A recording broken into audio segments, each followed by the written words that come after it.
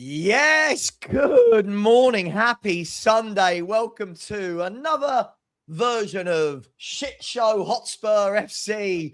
I am joined by Rain. I am joined by Lubo, two wonderful gentlemen who I got to spend time with yesterday. I hope it was as good for you guys as it was for me. Don't answer that question, actually. Guys and girls, I'll start by saying it. Yes, Thomas Frank needs to go. Yes, he does, for his sake, for our sake, for the players' sake. And I'm going to say it. 20 of this 25-man squad can follow him out the door. Don't care. Not good enough. But we're hearing reports from Ben Jacobs. We're hearing reports from, who else said this morning? Sammy Mockbell. They are all saying that Frank's job is at risk, and there are lots of rumours doing the mill that there's a board meeting going on. Lubo, let me start with you. Frank out seems to be here. It seems to be real. And not just Frank. Glasner looks like he's about to get sacked for comments he's made. It's all a bit of a mess, isn't it, mate? Yes, it's a mess from top to bottom. For me, nothing. Listen, Frank will go. Someone else will come in. Doesn't matter who it is. Someone else will come in and still with the same shit. We need new owners, fresh eyes, a whole new structure at the club, new people running it, need a new recruitment team and half a new squad. Frank will go, they'll bring someone else in, results might improve slightly. Most of the players, yesterday, particularly first half, weren't even trying. There's just no effort. Absolutely no effort from two-thirds of them. Some of the performances were just shambolic, just disgraceful for players like this to perform like the way they did for this club. It shouldn't be anywhere near the badge. Just outrageous. So fine, get rid of Frank, bring someone else in. You're not going to see too much change. They might win a few games. At the moment, all we need is for someone to come in, stop the free fall that is going on at the moment, win a few points, keep us in mid-table for the rest of the season, and that's it. Forget about Europe. We're nowhere near good enough or consistent enough or have enough good players unless they pull a few rabbits out of the hat in the next 2 weeks in the transfer window. And that's where we are. It's pretty depressing to be honest. Yeah, it's not good. I mean, Rain, it's look, I've excuse me. I've wanted to give this manager the benefit of the doubt. By the way, I am somebody who firmly thinks that there's 25%, 25%, 25%, 25% of blame. He gets 25% of it, but he's the obvious one that will go. I think the board and the owners get the other 25%. I think the players get 25%, but unfortunately you can't sack all the players. And I think the scouting and the director of football get 25% as well, because they've put this shit show of a squad together. I am at the point, Rain, where I do think he needs to go, but that in no terms means that I think he is the sole problem at this football club. Lubo's right. Where do you sit with it all? What do we do? We're rotten. The club is rotten from the top to the bottom to the players. I mean, Frank is the easy answer. That's why everybody always defaults to the manager, right? That's why everybody's talking about manager out, Frank out, because that's the easy hit. But where we've got with our culture, we all the fans know what the culture of our club is. We instinctively know what the culture of our club is. But I don't think anybody inside the club knows what the culture of our club is. Yeah. We're not hiring managers who sort of uphold that culture and run with it. Why they've hired Frank, it doesn't make. Well, I know why they hired Frank. They hired Frank because he's the polar opposite of Ange, and that's the way we've been for the last 20 years. We have one manager, they fail, so you hire the polar opposite because clearly the manager was a problem. And round the merry-go-round, as Lubo said it, round the merry-go-round we go. Yeah. Back on the horse, And but Rain, can I just say to you, right? and round we go. So yes, Frank has to go. Frank was doomed the moment he started criticising the fans. The fans were never, ever going to give him any time to do whatever he wanted to do, whatever he needed to do. Once he did that, and he shot himself in the foot. Yeah, it's interesting, isn't it? Because look, as much as I'd love to sit here and say, oh yeah, new manager's going to change anything, I don't think anything changes. I think the football might look a tiny bit prettier, although I really doubt it. I know Lubo and I disagree on this, but that front three I watched yesterday, guys, is the worst front three I can ever remember playing in the last 3 or 4 decades for Tottenham. I'm happy for someone to challenge me on that. I watched Tell, Odegaard and Mawani and go, this lot wouldn't get a team out the Championship.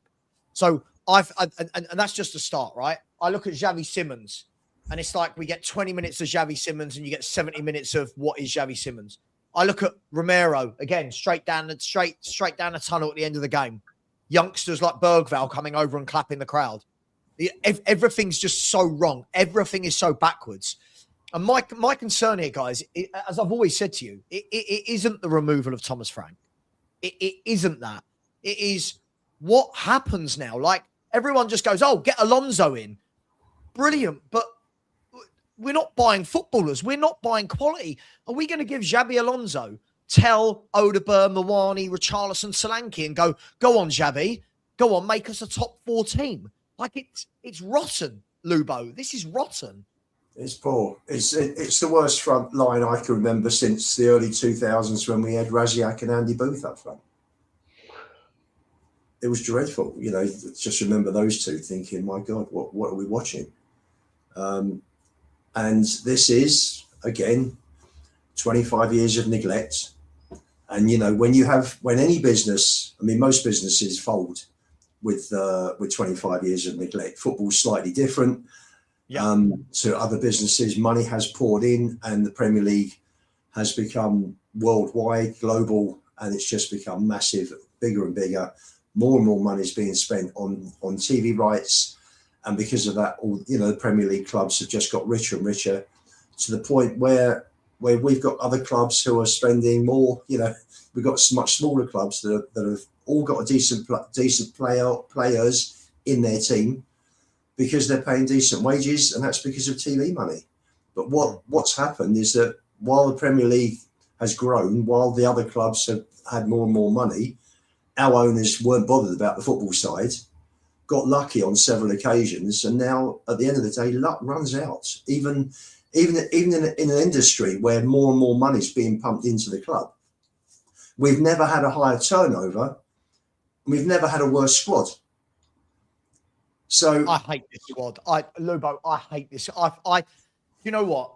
I'm sitting in the stands yesterday, and first of all, the mood in the stands is just horrific, isn't it? Like, it's absolutely, you can feel it when you're in there. I'm sitting with my mate Jordan, and we're having a laugh, right? Like, we're trying to make the best of a bad situation. We're trying to sing and dance. But I'm sitting there, and I said to him, who in this team do you see get the ball, pick it up, beat a man, whip one in the top corner? Like, I'm not excusing Frank. He can go. I'm just so worried that the next guy is picking up this shit. Yeah. This is my worry. The next guy is picking up this shit, and we can pretend all day long. I hear, but Tell worked hard. He is not good enough. Odegaard is awful. Mawani doesn't want to be here. Right? Great. Not good enough yet. I'm not going to have that debate on Gray, but again, shouldn't be starting games at that age in midfield. Pedro Porro is, again, another season where he's going to have the excuse of it's the manager. Another can't pass, positionally awful, showed Somerville inside for the goal, which is a no-no for a right back. I've got Vicario. He is absolutely shocking at everything, right? Romero walking down the tunnel, right? I'm Jed Spence, the most lackadaisical footballer I've ever seen. The whole thing is rotten. I genuinely don't know. I'm sorry, guys, for venting. No, I'm not sorry for venting. I genuinely don't know what we think is going to massively change. I'm not saying it's not going to change. I'm not saying he shouldn't be sacked. But who is this magic bullet, Rain? Where is this silver bullet that's coming into this club and we're going to go, oh, this guy's going to get all this slot playing and it's a mess. Yeah, you can't. There's things that are fundamental with a lot of those players. So Tell, everybody was, Tell takes 5 touches when 1 or 2 will do. He thinks he is better than he actually is. That's the fundamental. Tell wants to move to go out on loan so that he can play up front because he thinks he's going to get in the French international team.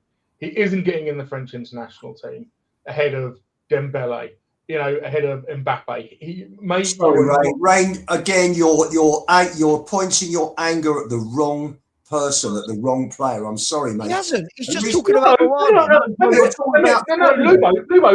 I got plenty of anger to spread all around. Don't you worry. I'm just mentioning the first one at the top of my list. All right, he is rubbish. Mawani has the striking intensity and instincts of a sloth after a Bob Marley session.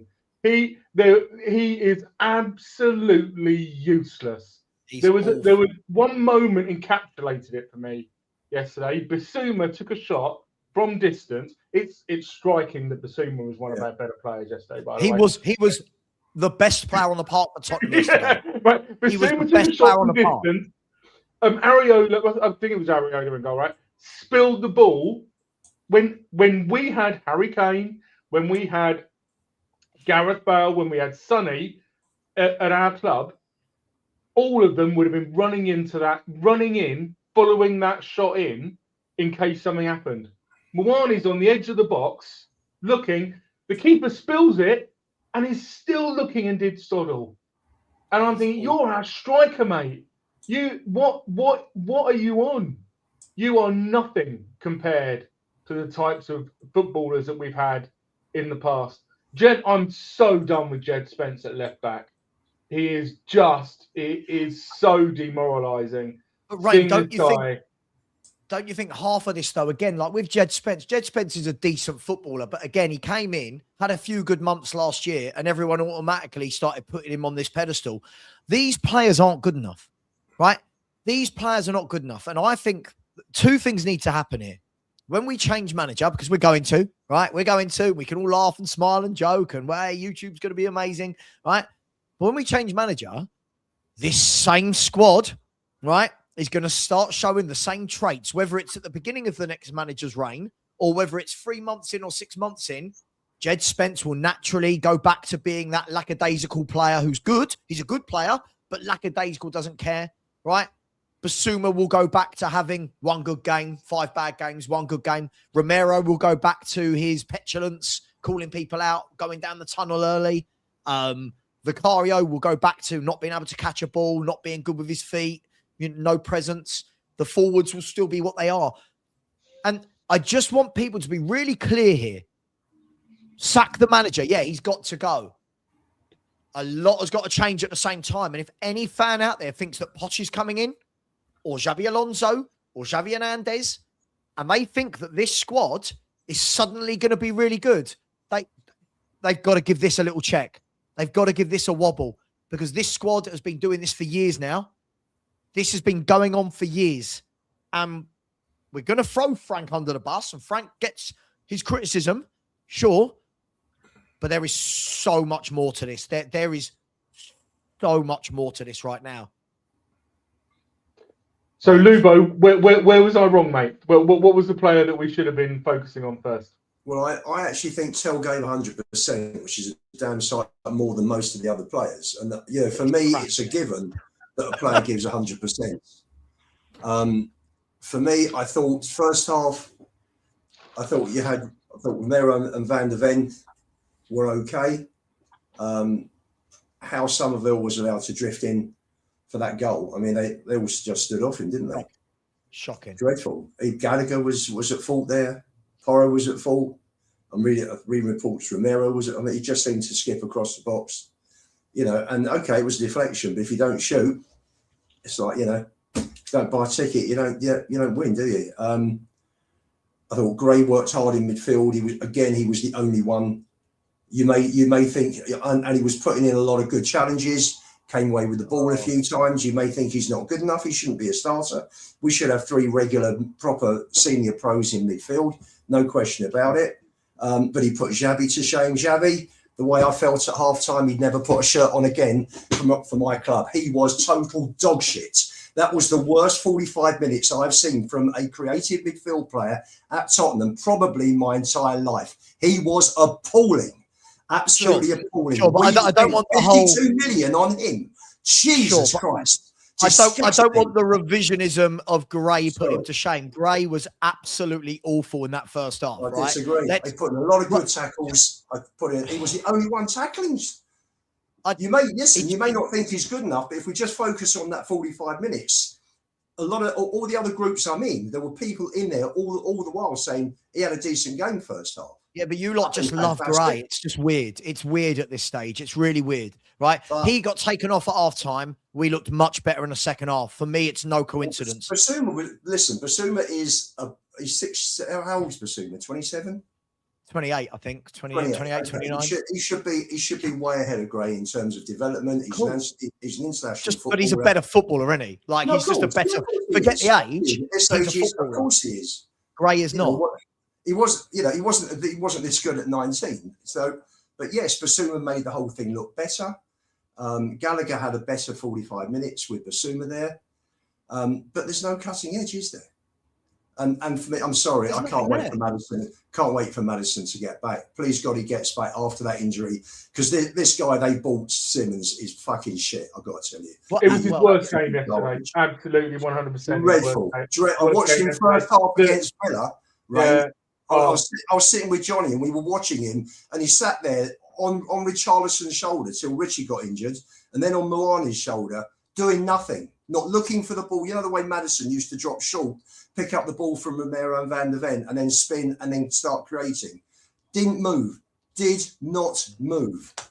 And the little flicks that a lot of these players, and Xavi's a prime candidate for that they little do, and it doesn't come off. We're constantly giving the ball away. Moani's another one. Constant little flicks.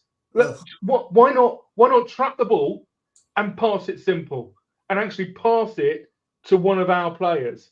It's absolutely... Xavi, I thought, was absolutely awful yesterday. His pace. There was one time in the first half he's running towards us in the corner. If you're attacking, the top left corner as you're attacking, and the defender can just completely outpace him. And the same happened to Odebear a couple of times as well. Yeah, completely outpaced them. And I'm looking at him, I'm thinking, guys, the one thing I thought you all had was a bit of physicality, a bit of ability. So, you're being outrun by players who are playing for West Ham in defence. I mean, come on. You're right. We paid a lot of money for that. Sure, we did. But also, we've got to remember that sometimes players come into what is a bad place to be. Right, we've seen this in other clubs when players come in, it doesn't work in year one, the club isn't nice to be around, you get a bit of structure, you buy a few players to play alongside them, things can change. So I feel like everyone's going in a bit too hard on Xavi Simmons. I think the problem that Spurs have got here is we could pick out individual players all day long. This squad ain't it. I don't care. We can talk about the manager, and we're going to. This squad isn't it. No one's going to tell me. There are 4 or 5 I would keep. The rest can go. I've never understood this. When I sit on here and debate about the players being good enough, yes, we can talk about managers, but good players will show up more often than not. They will show up. They will do something. Bruno Fernandes at Man United, right, has played under some terrible teams, terrible managers, but he shows up. He shows his quality because he is quality. So we spend all the time blaming the manager. Yes, the manager takes his part, but maybe, just maybe, these players aren't what we say they are. Just maybe they're not. And I don't know how many managers we're going to need to have to see this. And this is the problem. Spurs should... It's owners. It's owners.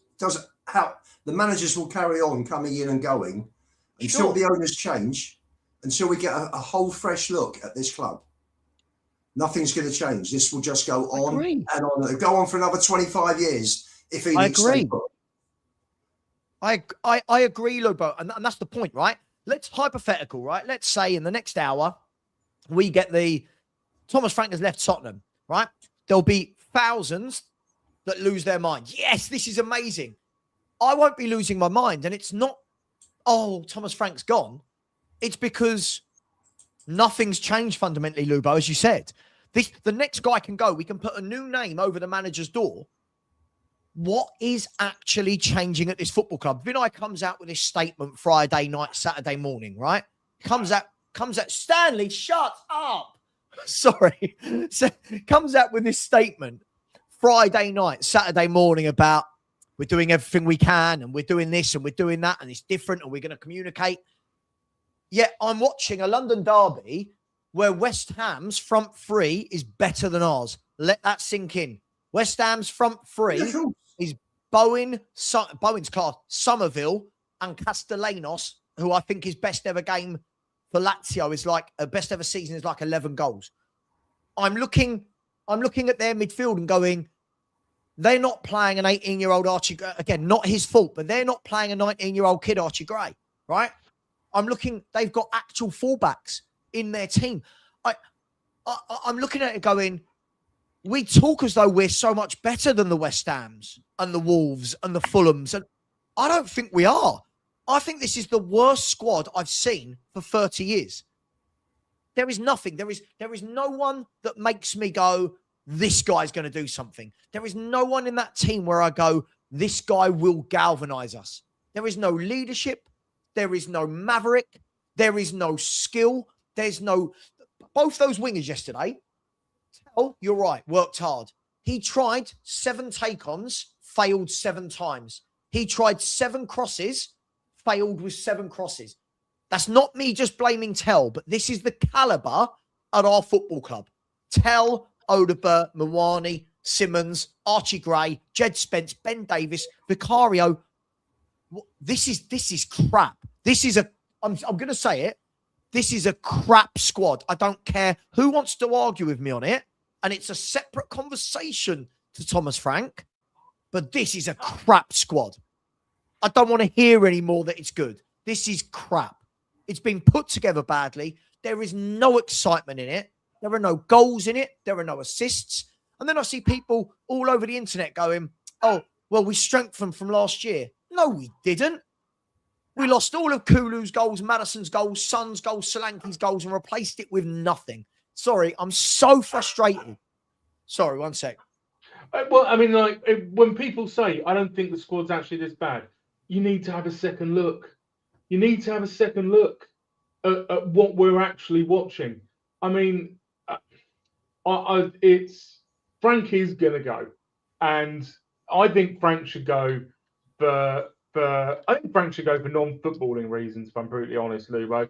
I think as soon as you start talking about real fans and true fans, you want to hide. That's it. You've basically signed, your resignation letter effectively. But for me, we really need somebody. The reason why people love Ange and the reason why people hanker after Poch is because they matched our culture and our philosophy. They matched what we expect from a Tottenham Hotspur football team, which is to play free-flowing, attacking, front foot football, right? That's why Conte did a decent job at Tottenham. Absolutely. And the fans revolted because it's like, we don't want this football at our club. So for us, it's almost, it pains me to say, it's almost not about success, but about the way that it's done. And at Tottenham, you need to do it the right way. Am I barking up the wrong tree? No, I think, but you know what? You've got to have players to be able to play that way. Yeah. We haven't had those players since Poch's team. And the only reason why we were 4th, 5th, 6th during Jose's 6th, 7th, during Jose and Conte's years, is that Kane and Son kept them in those positions. Take Kane and Son out, and look, if you'd have taken those two out, then where would we have been under? What would Jose Conte have done with those teams? Great point. Great. You know that year we finished 4th under Conte. Those two got 73 GA, and then you added another. I think it was another 12 on from Hulu at the back end of the season. No one's going to tell me that if this front three we've got now had been in that team, we would have finished 4th. Not a chance. And this is the point, right? Where's the stars? Where's the goals? Did you guys really yesterday, looking at that front three, think that Spurs could grab 2 goals, 3 goals, 4 goals? I think West Ham felt under no threat whatsoever. Agreed. You saw the amount of. I mean, they were putting crosses in, right? They were putting crosses in. They were getting down the right hand side. They were like Wan-Bissaka was getting down that right hand side, and he was taking a touch and putting a cross in, right? And yet our players. I'm sorry, I'm coming after Tell, right? To step over, roll back. He's got all the tricks. Oh yeah, but put a cross in, right? And Porro, I mean, the quality of our free kicks and corners has there's a reason why we were doing all right at the start of the season. We technically we were getting things right on set pieces, and that was really helping us. It was helping to mask the poor quality that we've got, the poor technical quality and the competence that we've got when it comes to putting the ball in the back of the net, and that's disappeared. We're now the corners aren't beating the front post, or they're going further, or they're just going straight to the keeper. It's the set pieces have dried up, and so the mask that the players had that they were competent to deliver performances on the pitch has gone. I don't know where it gets fixed. So can I just say, I just want to say, a lot of comments, a lot of mixed comments on stuff I'm saying. I agree with Steve Combo. Gray desperately needs a loan, maybe not abroad to another top, not the top club, another lower Premier League club or a top Championship club. Throwing him into our starting line is only having a negative effect. I fully agree. And I just think it's been absolute chaos at the club since Conte left, which was March 23. The 8 games after that, I think we were 5 down at Newcastle in 21 minutes. I think 2 or 3 weeks after Conte left, and it's just gone downhill since then. And people can turn around and say, "Well, we won the Europa League." Okay, that was, a trip in the oasis, to an oasis in a desert of absolute rubbish. Since then, literally, we've nearly had 3 years now of this. I look back 8 years at the midfield we had Dembele, we had Wanyama, you had Ericsson. We've got nobody anywhere close to any of those players in our midfield. It's fucking nowhere. The levels have dropped. Gray and Bergvall are not ready, and the other midfielders we've got, I'm sorry, are just nowhere close to those players. You compare. Sorry, Palhinha's, I think, had a raw deal, particularly recently, but he's nowhere near Wanyama. Nowhere near. And you just go on and on and on. Walker for Porro for Walker. I think Porro's dreadful. I've said the problem is, listen, and as I said, it's really difficult because anytime I mention a player, people just say Frank, and we'll have the Frank conversation. I've just said he needs to go, but it's almost like we don't want to be honest about some of these footballers. We have an excuse for every player at this club. You look when I say about Tell, but he worked hard. I don't give a shit that he worked hard. He's crap. I don't care that he worked hard. If that doesn't mean anything, if you're not a good footballer, right? That shouldn't be the prerequisite to play for Tottenham Hotspur. And yesterday, Rain had got it bang on. How many times did Tell get that ball on the left and you're thinking, go on, beat him. Couldn't beat him. Right? Cross, couldn't cross. Shoot, couldn't shoot, and he had one of those volleys that went high and wide over the bar, right? Rolls his foot over it, lays it back 5 yards. You know why? Because he hasn't got the ability to beat a man, right? Now, I'm not, before people go, man, I'm not blaming Tell for what I'm seeing, but this is the level that we're putting out there. And I said to you earlier, Lubo, if Tell, Odobert and Mawani were the front three in a championship team, I don't believe that they score a lot of goals and get that team promoted. I genuinely don't believe they would get a team seriously promoted with loads of goals and assists. So Coventry have got a better front three than us. It's terrible. But then everyone's going, where's the attack? And I'm like, well, who are you looking at on that pitch and going, this guy will do something? And what's worse, guys, right? Welcome down to the show. What's worse, guys? You're right. I don't know if any of you have seen this, right? But for Dortmund, right, on Tuesday night, right? For Dortmund on Tuesday night, I shouldn't laugh. It's not funny, but it is, right? Because it's Spursy. So you got Gallagher who can't play, right? You got Paulinho, who they're saying they're not sure if he's going to be fit, right? Archie Gray, they're not sure if he's fit. Basuma's not in the squad. Papasar's at AFCON, right? We haven't got a centre mid. We have not got a central midfield to play against Borussia Dortmund. You've got Mickey van der Ven who's suspended, right? Solanke can't play because he was taken out of the Champions League squad. Tuesday is going to be an absolute annihilation. Annihilation, guys. And what's even worse about all of this, chaps, right? What's even worse? We're in a transfer window, right? Like it's not like we're sitting here and going, well, this is what we've got. We got to play with it. Well, no, that transfer window's open. We should have by now, if we had anything about us, we should be going and buying a right winger, a left winger, and a striker. If we had anything about us, I don't want to hear all this nonsense. But Kulu and Kudus will be back. Don't care. Don't care. Go and buy 3 forwards, get them in that team, and we'll sort it all out in the summer. But we haven't. And then people go, oh, it's not, the window's not shut yet. Don't worry. It's a mess. It's an absolute mess. The whole thing is a mess. Frank will get sacked today.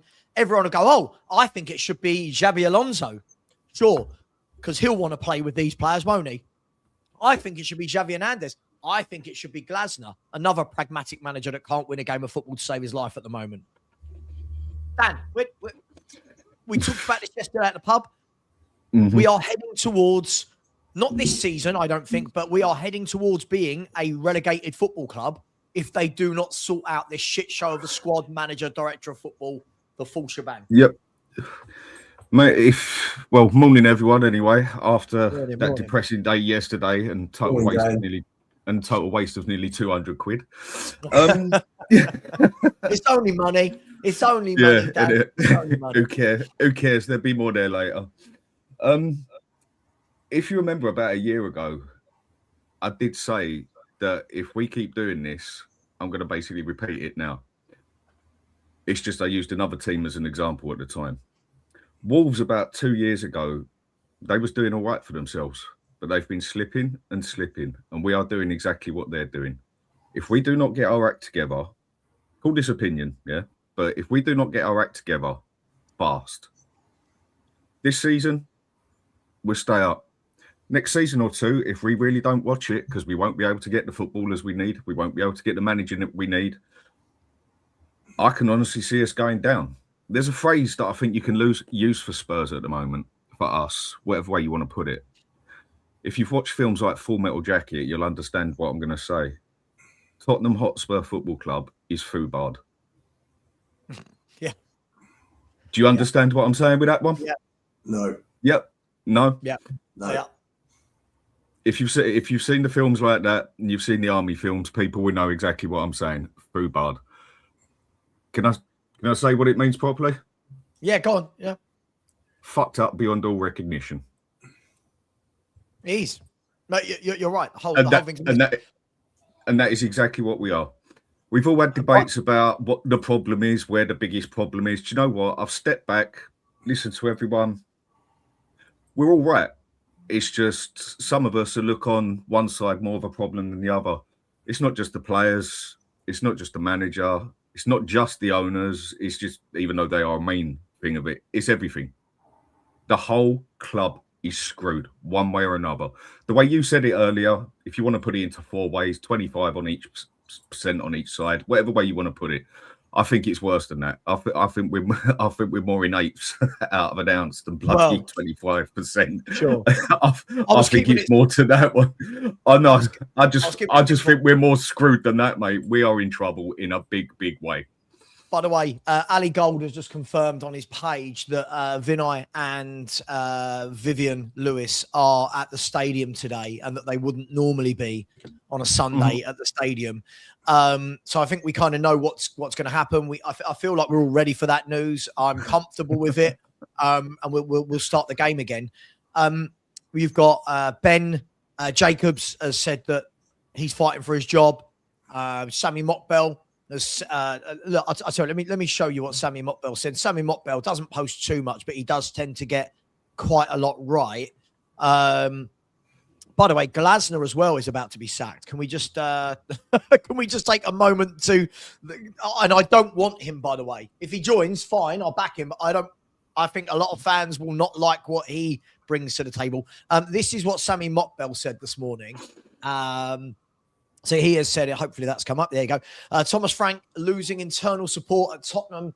Club consider calling time on his 7-month reign. At least one club executive has actively recommended his dismissal. Then if we look, you've got, where are we? Sorry, where are we? We're here. Then if we look, you've got, so Ali Gold has confirmed, where are we? There we go. He's confirmed that Tottenham, they have a big decision to make with Vinay and Vivian at the stadium today. Then, if we want to go one further, Ben Jacobs has said Thomas Frank's job under threat at Spurs. Matt Law, I'm sure, has said something. Let's have a look. Matt Law's normally said something. Matt Law has said, whatever happens with Frank, Fabio Paratici should not be involved in the process at all. You can't let a guy who is leaving in a couple of weeks have a say on the future of the coach. It would be a total madness. Decision must be taken by the Lewis family. I'm guessing that's Vivian, is it? By Lewis family. Oh, sorry, Vinay, Venkatesham, and Lang. Now, guys, I want to steer it this way. Thomas Frank gets sacked today. Fine. Who's making the decision? Who's coming in? And what on earth is anyone expecting from said manager? When you said that Viv and Vinay were at the stadium today, someone in chat said, "Is Beyonce back?"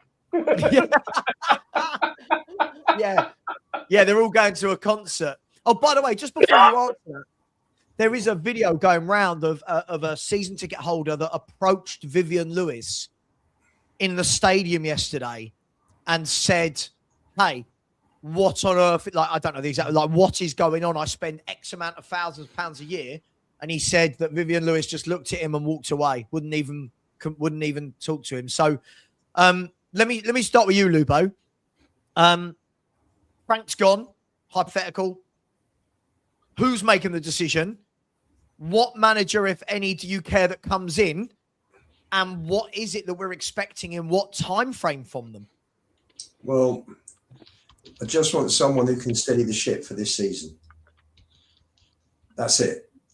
If you're talking short term, what does that mean? What does that mean? We're in free fall. Let me explain. The club are in free fall, basically.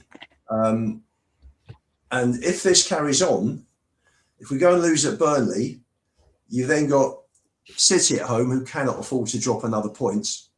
You've got United away who are going to have a little renaissance under Michael Carrick, it appears. Then you've got Newcastle at home, might maybe get a draw there, maybe. Then you've got Arsenal at home who are going to. I don't see us getting anywhere near a draw on that one. So if you're looking at 1 or 2 points out of the next 5 games, then we go to Fulham away, who recently we've got nothing from.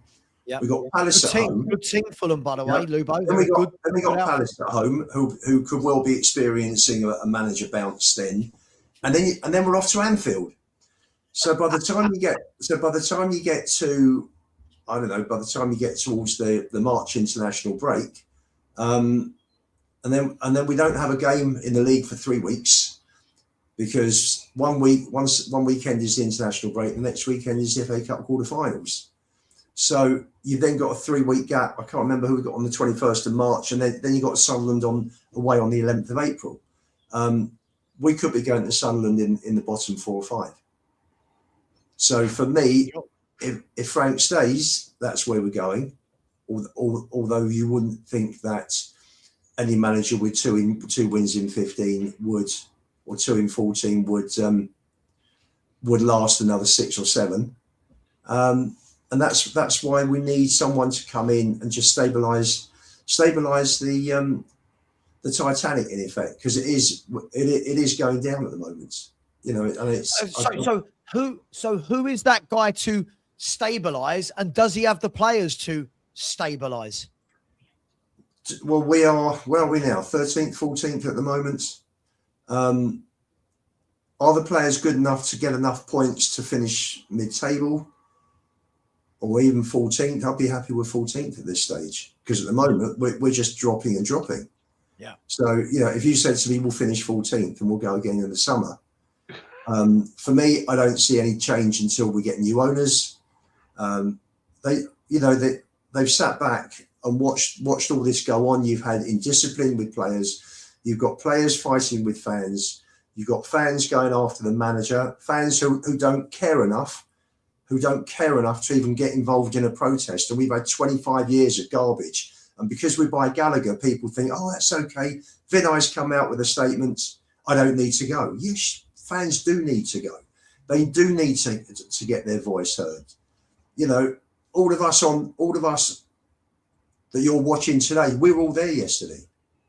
You know, for the fans that walked past, for the fans that turned up at 2 o'clock and could have taken 15 minutes of their time to come and protest with the rest of us, should have been there. You just don't care enough. It just doesn't matter.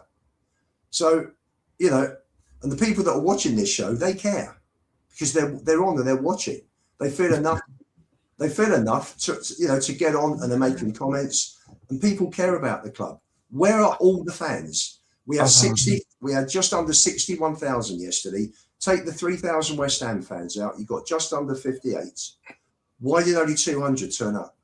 Where are the rest? Are you telling me there was 200 there? Really? I think it was about 200. I would say about 200. I reckon there was about 200, Dan. I think it was about 200. And anyway, 100, 200. Whatever it is. We're talking, look at it this way.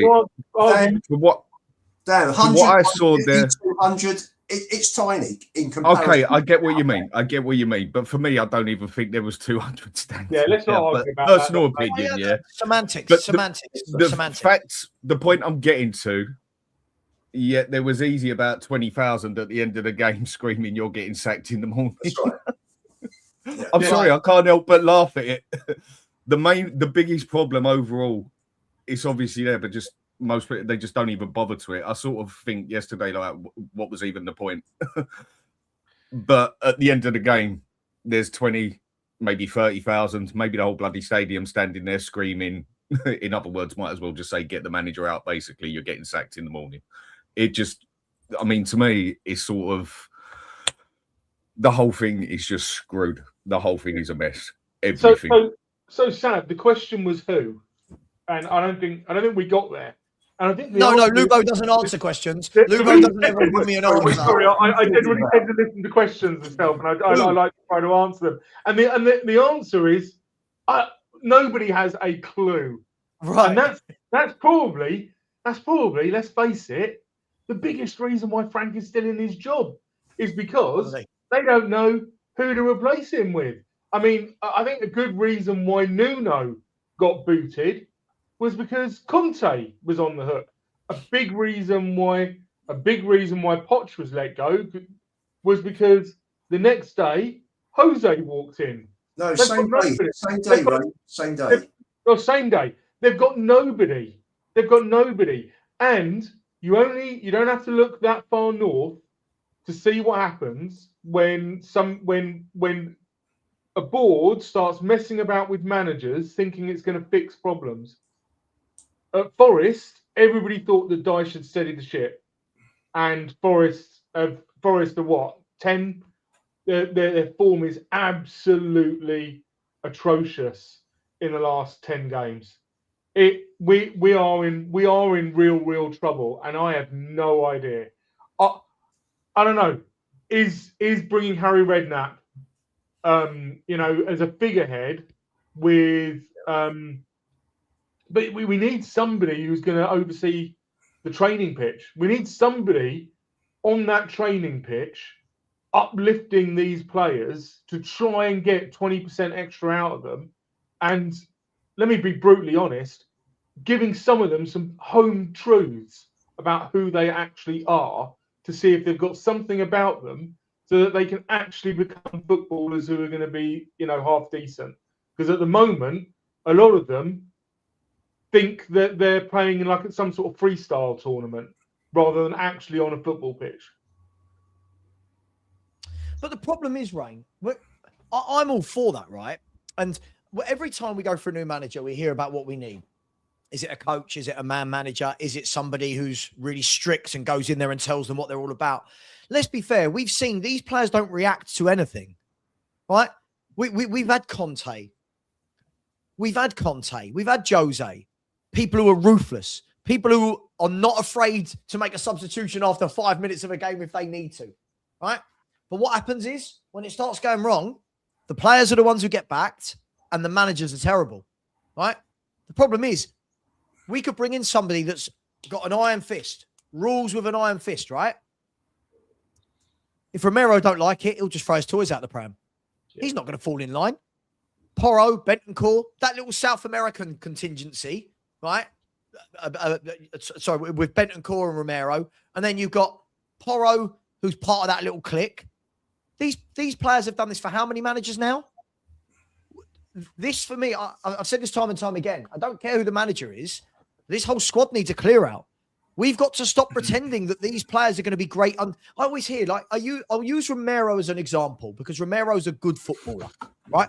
We know he's a good footballer when he wants to be.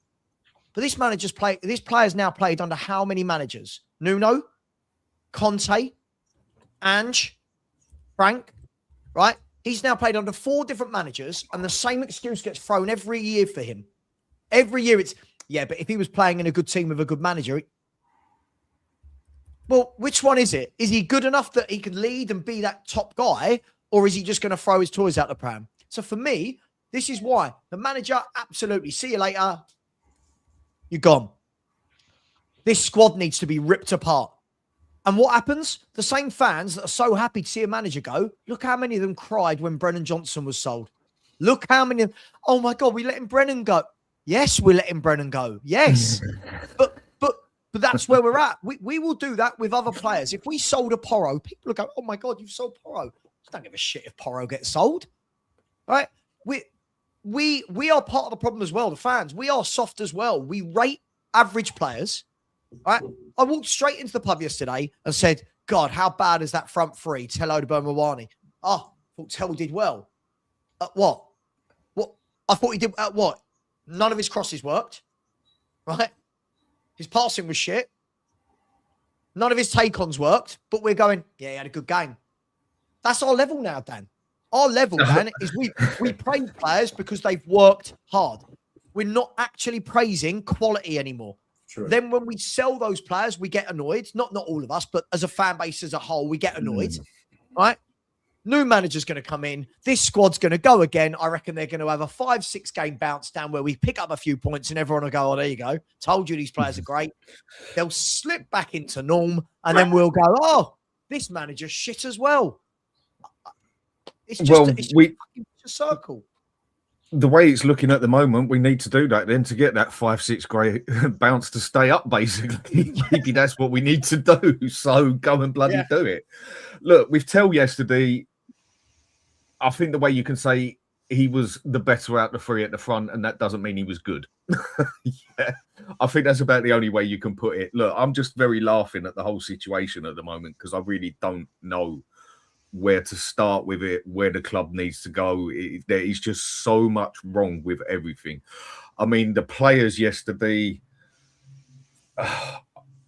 I mean, if we go through all of them, you can't really say anybody had a good game. I think Vicario is just looking worse and worse and worse. Yes, still one of the best shot stoppers at that split second, but overall as a keeper, he's got to go. We need another keeper there. In defense, it just looks like they don't know whether they're coming or going anymore. And midfield, definitely not. And up front, what you said earlier, I agree with that. That up front that we've got, that wouldn't even give us the goals to get out the Championship. It's terrible. I thought Mawane was going to be better than that. He has been better than that in his career, but since he's got here, he has been absolutely shockingly bad. And Tell ain't going to score you the regular goals. I mean, the only one we did have that did score goals was Johnson, but we didn't play to the only way he can play anymore. Quite happy he's gone, but we haven't got no one to take the bloody place who can do anything there, especially now Kudus is injured. We are a complete and utter mess. So if we just have to go and, I mean, I sort of think, what's the point on getting rid of Frank now? Might as well wait till the end of the season and do what Spurs do, start again. But then with what you said, if we go and get rid of him and go and do like what Man U have done and get Carrick in there just for the 6 months or whatever, and it gives us that extra 15 points that we could actually need to stay up, then go and bloody do it. But Dan, when you say do what we do and start again, start what again? Like the problem is we seem to bring managers in, but there's no plan to go with it. So when we're talking like, it doesn't matter what buzzword we use, right? You can say plan, project, process. We don't implement anything. So it's all right. We can bring in Frank. He had that window that people are going, oh my God, 4 first-team starters. You know, well, hang on. Yeah, one's replacing Maddison. One's replacing Son. Yeah, one's replacing Solanke, and the other is what we needed in a DM. So we didn't actually strengthen. People lost their minds about it, Dan. I'm genuine at the point where this is funny. Like it's sad and funny all at the same time because we're going around in circles. We're gonna sack Frank. See you later. But it's that old saying. It's that old saying. If you don't laugh, you cry. If you don't laugh, you cry. So I think a lot of us are just at the point where we're just laughing at the whole thing because it is what it is, and nothing is going to change. Unless some big things change. Interim, Dan? If we sack Frank today, are we saying that Heitinger, who arrived 2 days ago, for me, is he going in as our interim manager until the end of the season? The other issue we have on the fan side of things is managers don't get given much time, and you can only judge by what you see. Like we've been seeing by Frank, and it's definitely not working at the minute. But I personally think if, say, we hold on to him or get the new manager for the next 6 months and we get a new manager next season, the only manager that when it comes to, I'd say a majority of Spurs fans as well, is going to give that extra chance of even if it's going this bad, come on, we give him more time, is going to be Poch. Now, I'm not saying that's what I want. I'm not saying that's what I want. But I'm saying it's the one where people are going to, I personally think, where a lot of Spurs fans will say, come on, we'll give him a bit more time. Look what he did for us before. Yeah, is he going to be able to do it with this lot? Not a chance in hell. No one's going to be able to do it with this lot. But I think he's the only one that we can get in, realistically possibly get in, where the fans are going to give him a significant chance as well. Even give him a season that's a mess to he can do something in the next season as such. Just an opinion. Nothing more, nothing less. And a large do you agree? Is it Poch or nothing? Yeah, whilst you had to go and sort the doggo out, mate, I was saying that the reason why so many fans still have wet moments about Ange, and the reason why there's so much of a hankering about Poch, is because they got the culture of the club. They created a link to the fans, and one of the things that Frank did in his first couple of months in charge was sever any link he had with the fans. He didn't do himself no favours there with that one. I agree. True and real fans. That's it. You've done yourself. That's it. You're not getting that back, and that's why so many fans are hankering after Poch is because he created a connection with us, and you absolutely have to do that. Every single successful manager, Klopp, Wenger, Fergie, Jose at Chelsea, they all created they all understood the culture of the club, and they created a connection with the fans. When And you're doing that, Frank absolutely has not done it. You know, Sav, that I am absolutely on board with the message that Frank is not the primary problem, but he is not the answer. He is absolutely not the answer. Sure, but Rain, if you bring in Poch, this is again devil's advocate here. Yeah, we saw when Poch's team started to fall apart. We saw what Poch did in his last year, and it was absolutely shit. Right? We saw what happened when he no longer had the players, when he no longer had Dembele in midfield, when he no longer had Carl Walker. Do you know what I mean? When out of Ireland Vertonghen started to get old, when all of that started to disappear, Pochettino couldn't win a game away from home for 10 months. So I feel like he'd be walking back into that. I think he would be walking back into what's worse than what he left. And that for me is, if that buys him time, great. But ultimately, results are what are going to kill Frank, and results will be what kill any manager, right? So if Pochettino comes back in, he is not walking into a Harry Kane. He is not walking into Son. He's not walking into the goal scorers that he left. Let's be fair. Poch, Jose, Conte, no matter how bad or well they played, you knew those two up top were going to score goals and drag them out of holes. You knew we could play terribly under Jose, for example, but we could win a game because Kane and Son would dig you out of it. This manager will be coming back to something completely different now. This manager will be coming back to a mess. And my biggest worry is we all sit here talking about the owners and fundamentally something must change. But what they are going to do if they bring back Poch is they're going to pull the wool over everybody's eyes because they've given the fans what they want. And this is what Levy was brilliant at. We all hated Levy. This is what Levy was brilliant at. Oh, I've sacked Poch, who you all loved. Hey, don't look over there. Look over here. I've just hired one of the greatest managers of all time, Jose Mourinho. All right. Sacked Nuno, who none of the fans liked. Don't look over there. Look over here. I've brought in Antonio Conte, one of the best managers of a generation. Right? That's what Poch will be doing again, by the way. It will be deflection. It will be, forget us. We're not the problem. We've given you Poch. And now all of a sudden the noise goes away and there's nothing on ENIC again. I'm telling you. You all know it deep down. No, you know what? No, do you know what? Yeah. Yeah. I ain't going to even debate or argue that one with you. I think you just hit the nail on the head. I got 100%. It's like we go and buy Glasner. Next thing you know, 50% of the people that possibly would have gone there didn't go there because all of a sudden we bought a player and it kept a couple of people quiet. Oh, hopefully we're buying more now. We're doing something. Whatever way you want to look at it. Do you know what? You're right. And it's something that Levy was spectacular at. I think that's the word for it. Always pointing it another way, basically. Misdirection. Keeping people quiet. Yeah. Yeah. I mean, in that, yeah, you're right. I can't argue that one. It's true. I agree. But I do think Poch is the only one in that aspect that there'd be a significant amount of fans that would give him more of a chance than other things. But it's still not going to fix anything. What else did Poch do in that last year? In that last year, Poch also called all of this out. And do you know what?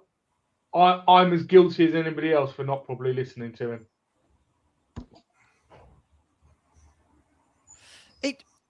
Sure, but my point is this with Poch. What will fans truly expect if he comes back? We can talk about building relationships with the fans, but that doesn't win you football games. What are we truly expecting if Pochettino was to come in and pick up this squad with these owners, with this director of football?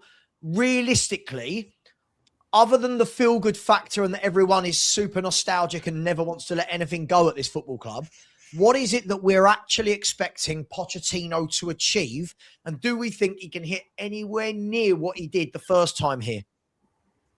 It'll take him a few years to do it, but at least he's got an idea of what the club's about. He'll come in, he'll get them playing in a different style to the style that he thinks, obviously, those players are capable of achieving.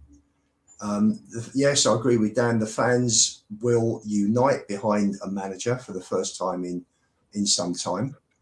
In fact, probably since him. And the club will be stabilised a bit. And if you remember, in his first year, Poch looked at certain players and he thought, Adebayor, nah. Cabal, nah. You keep going on. There were loads. And he got rid of them. And he brought Walker in, and he brought others. He brought Rose in. He brought other players in, and he built that squad. And that's what Capoue went. We had players previously like Dalmat who would play once every God knows how long, and that sort of player he got rid of, and he brought in players that were prepared to run through a brick wall, which is a given. That's got to be a given. And yes, see what you said, Sav, what other comments have said today. Isn't it sad that I'm talking about Tell as the best of the strikers because he's given 100%. He was the only one for me in that first half that did. And that's why the fans booed when he got taken off, because he was the only one that might have created something.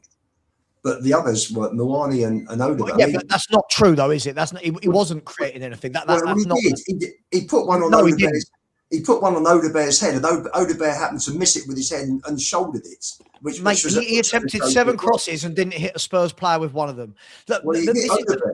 He hit Odegaard, so I don't know where you get that. I don't know where you get that stat from. It's been all like, I'm reading all over social media. Odegaard couldn't even put that in. Odegaard's terrible, but Lubo, again, you've not answered my question. You've not, again, see what you've done. Your question. No, you haven't. I have said that we are now at the points. There wasn't a question. I've come in. There was a question. What was the question? My point was, what can he achieve? Can he achieve what he achieved before? And what's the expectation? Everything I hear when we talk about Poch is he gets the club.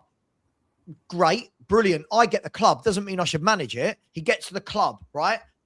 He's going to create rapport with the fans. What's he going to do on the pitch with these players? Is he going to be backed with Lang as the director of football? Is he going to work with Enoch, who he's already worked with before, that didn't back him before? I get the feel-good, fluffy stuff, but if we're going to talk seriously about being a club, Man City, Man United, Liverpool, Chelsea, these clubs don't care about all this fluffy bollocks that we care about. Oh, he gets the club. They want to bring in people that work. I don't care about the fluffy stuff. What is Poch going to do with this group of footballers? Well, there'll be 2 questions, I would imagine. The first 2 questions he will ask will be, number 1, what backing am I going to get? And number 2, quite possibly, I want Paul Mitchell with me. And if he gets those, and I'm just surmising about Paul Mitchell. It's pure. It's just my opinion, because Poch and Mitchell worked so well. I'm not seeing any press reports from Poch saying that he'd love to work with Paul Mitchell again, and vice versa. I'm just speculating, but just based on what I saw when Poch and Mitchell worked together, because that was a winning combination. And before people say, "Oh, he didn't win us anything," well, you know what, guys, Jose didn't, Conte didn't, and we were the only club that they haven't won anything at either. So I don't think that is specifically down to the manager. I think that was just down to the lack of backing that the managers have. Because when you look at most of them, not all of them, but the biggest percentage of managers who win a trophy, they get backed by their owners. And Poch was never backed. When he needed the backing, when we moved out the ground to Wembley, he didn't get a player in 530 days. That's not backing.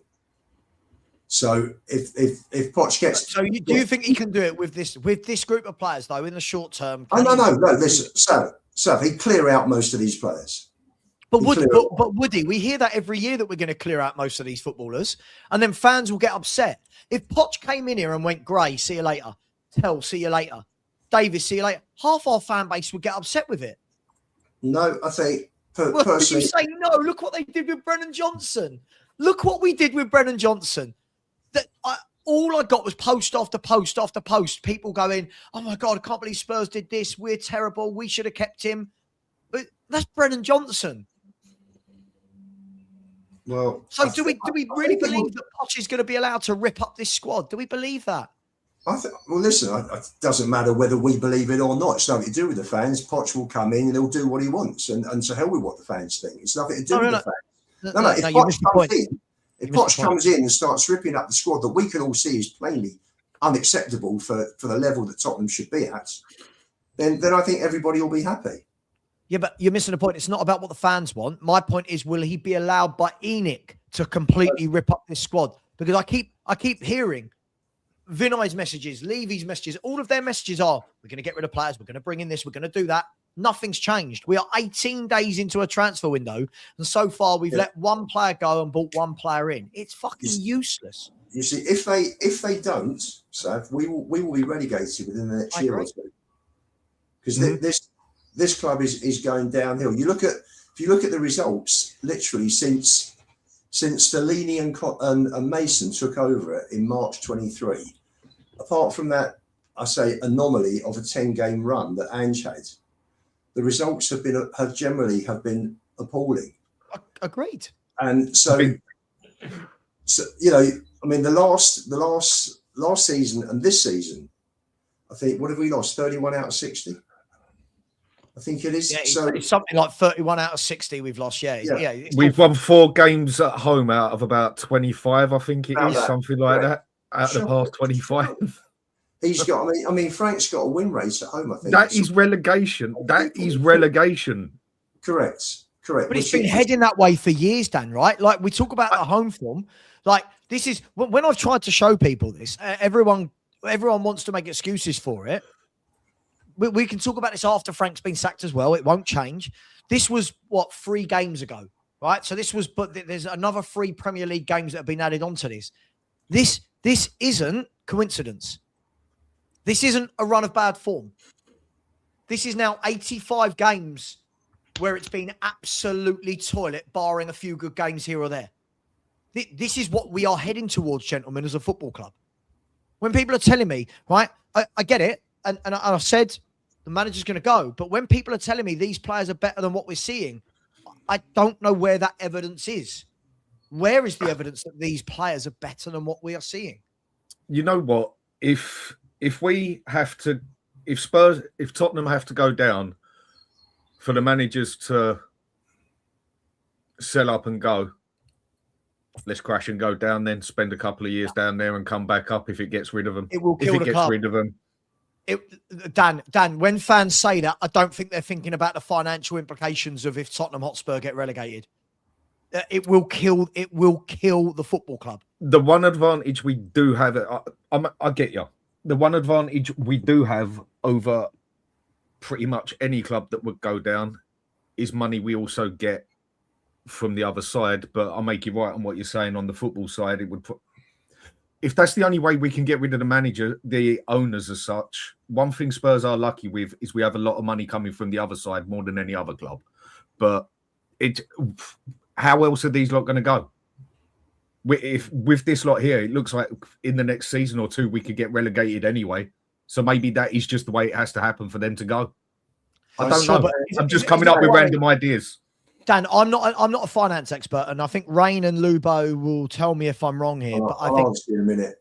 A number of things that will happen if we go down. Yes, you get the parachute payment, but what will happen straight away is the attendance will drop drastically. The ticket prices will have to be slashed in half to get people in. Then the club aren't making the revenue, which means we're not paying off our debts, right? Which means we don't have the money to pay players and we don't have the money to pay them. Like, it will be, I know in a fan world, it's get relegated, we deserve it, or whatever. I think it would financially ruin this football club. It didn't kill Villa. It took them a long time to get their act back together. Dan, Villa aren't in £900 million or £850 million of debt.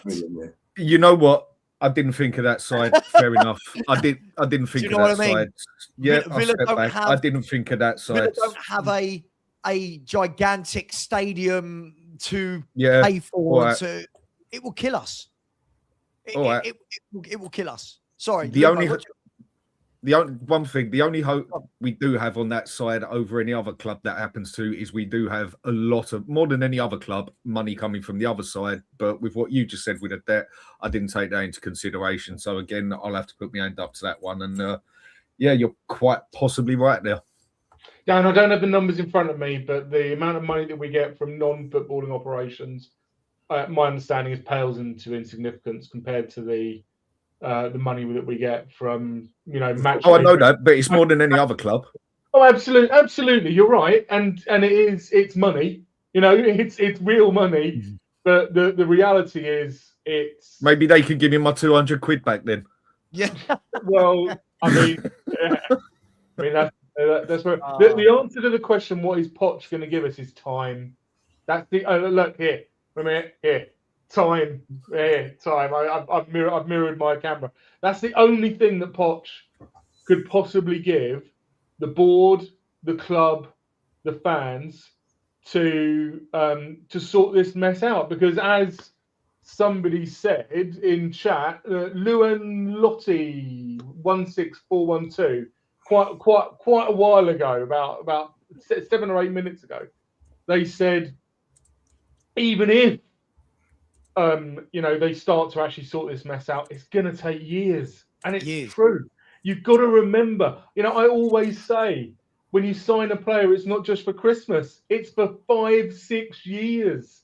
You sign them for the length of their contract, right? And can I just say about Johnson, right? Brennan Johnson, yesterday, or for his latest game for Palace, 18 passes, 9 completed, 1 attempted dribble, 0 completed, no shots. Then he played the full 90 minutes.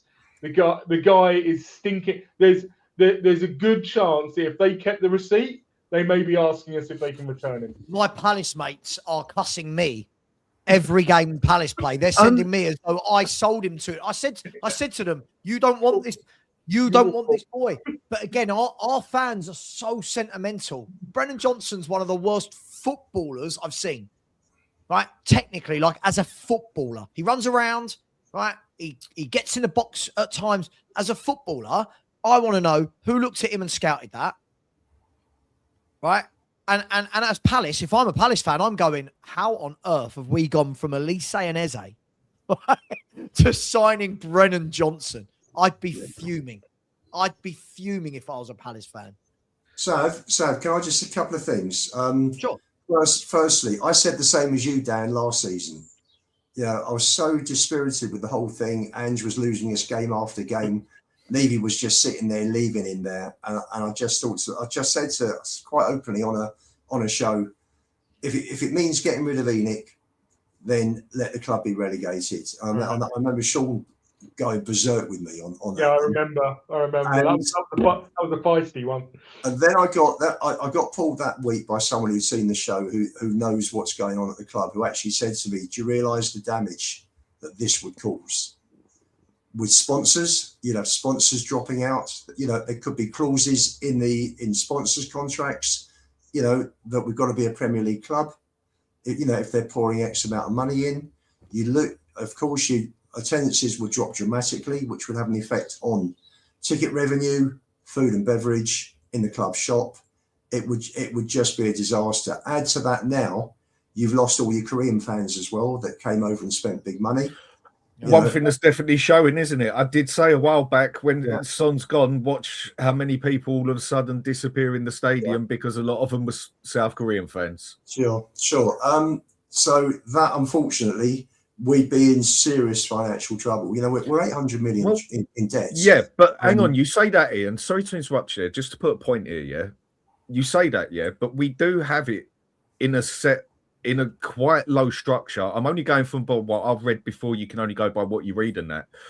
That we do have a very low payback, basically, on like what we have to pay a month or year, whatever else than that, because Levy did actually do a very good job on the way he set that up, if I remember right, by getting another loan in, paying that one off, and then that loan, basically what people do with a credit card, like with a free APR and everything.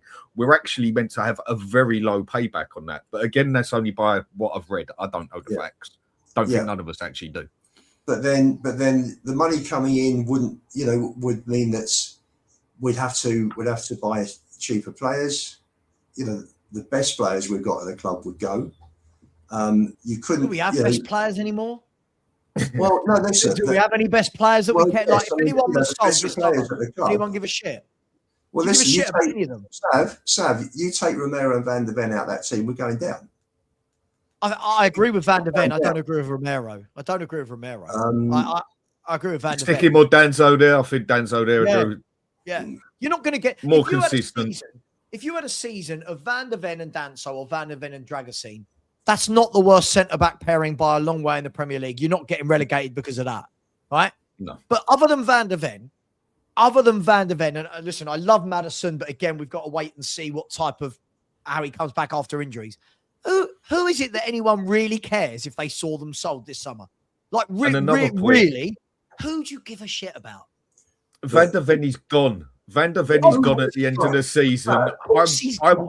I will put a bet on this now. Van der Ven at the end of this season, let's say between 70, 80 million, he is gone, mate. Baked potato, see you later. He is off. He's gone.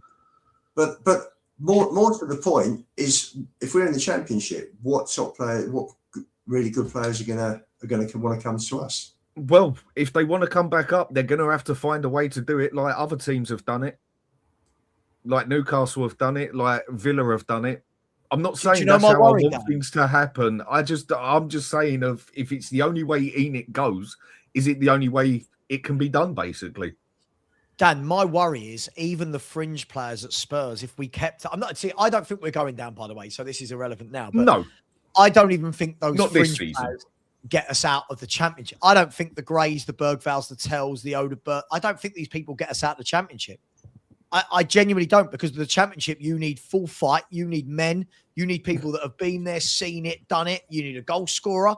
You look at all the teams that are doing well in the Championship, they've got goal scorers, right? You've got to have a goal scorer to get you out. I look right now and go, the only thing that would get us back promoted is if Solanke stayed. We know Solanke will get 25, 30 in the Championship. So, other than that, this is a mess. Dan, I agree with you. I think Van der Ven's going to go. And that's fine. We've seen players come and go.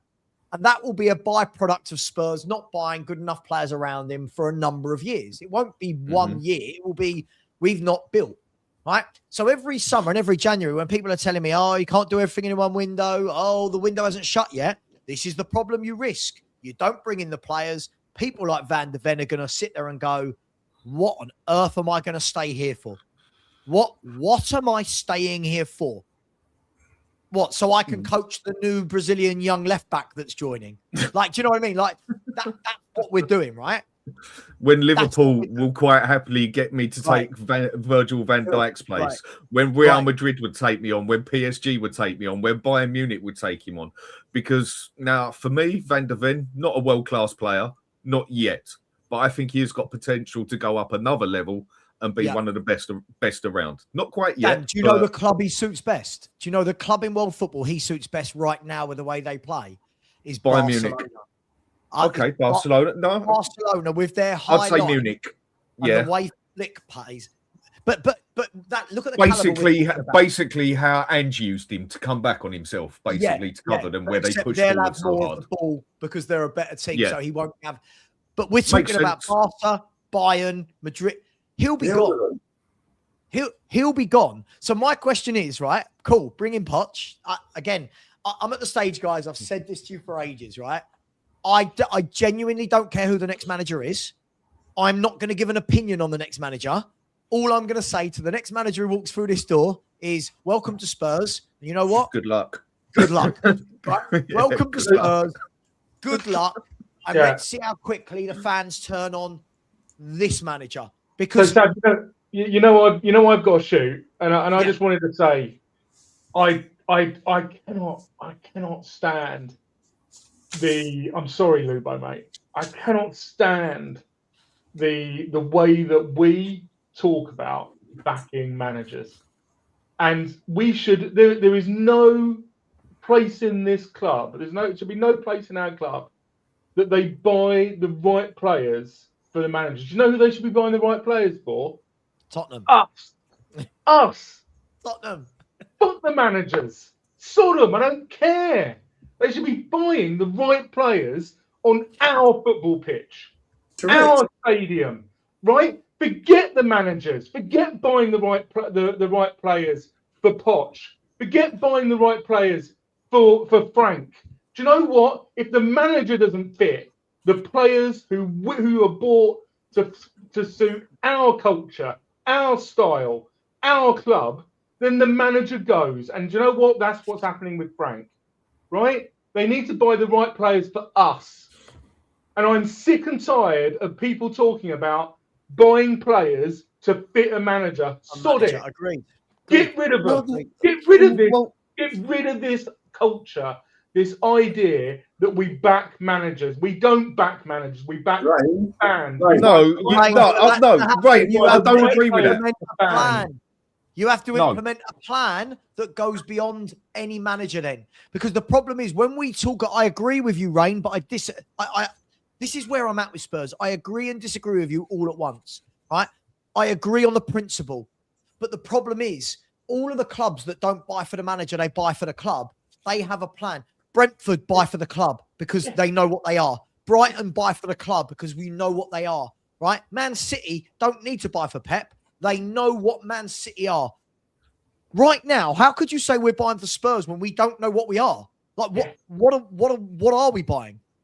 We don't pick the club. We don't pick the players. So I get where you're coming from, Ryan, but no, I disagree. It doesn't matter who we want as manager or player or whatever else. We need the players that are going to work with the way the manager's going to make them play because, like Savva says, Spurs haven't got a set way of play. No. Right. So do you pick the team? Who's picking the team? You or the manager? We pick the manager. So we pick the right manager. The owners pick the manager. We don't pick nothing. We just pay for to go and watch them play.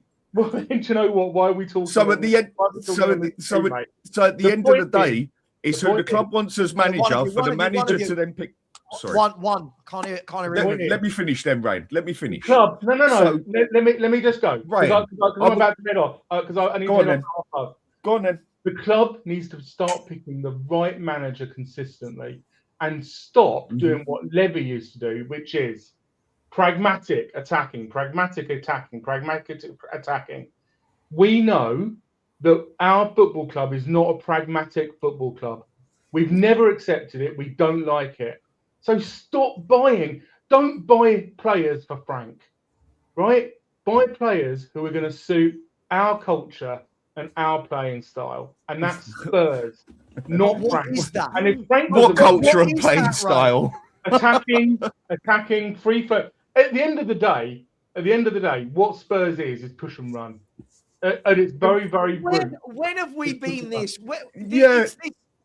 Well, largely that's what Poch played. If you go and have a look at Poch, he played one-touch, free-flowing, attacking football, and fans loved him for it because that's who we are. But he had the players for it.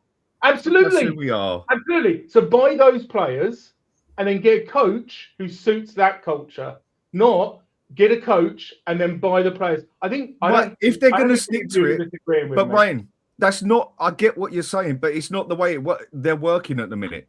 They get a manager, right? If the manager is playing a different way to how people say it's the Spursy way of playing, which I think is BS anyway, but it's a personal opinion, nothing more, nothing less. Then if the manager says, right, I need that one to play my way to get us to win games, then that's what they got to do. I'm not saying it's the way we want it done, but that's the way it's got to be done.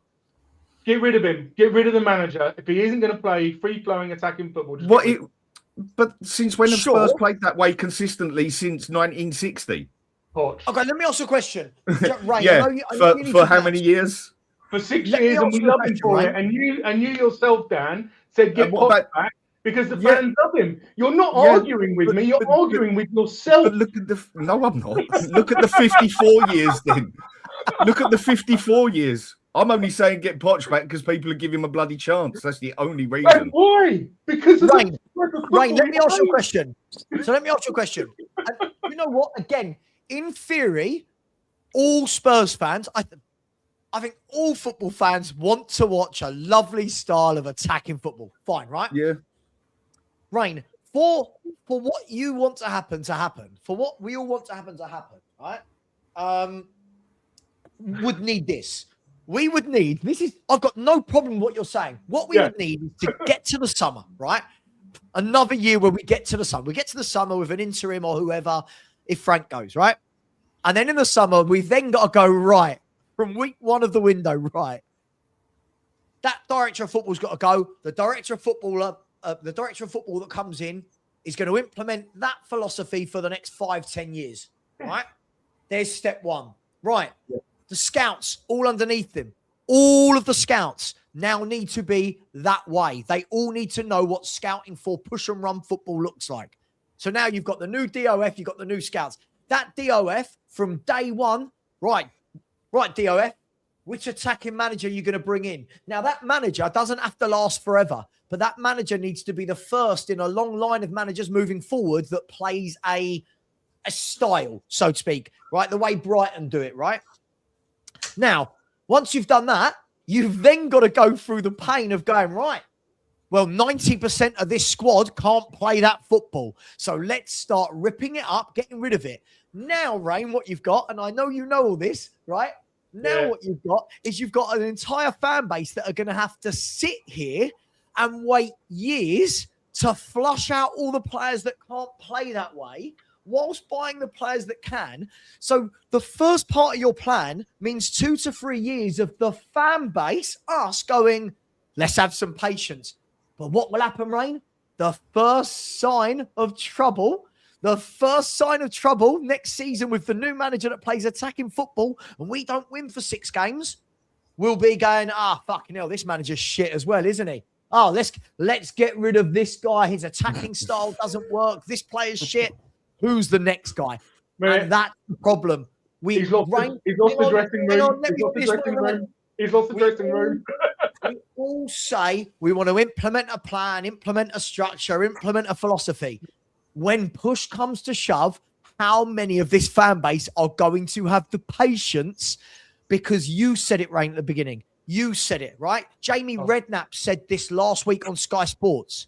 Jamie Redknapp, as clear as day, turned around and said, if the Spurs fans think this is changing in 6 months to a year, you are very wrong. This is going to take years.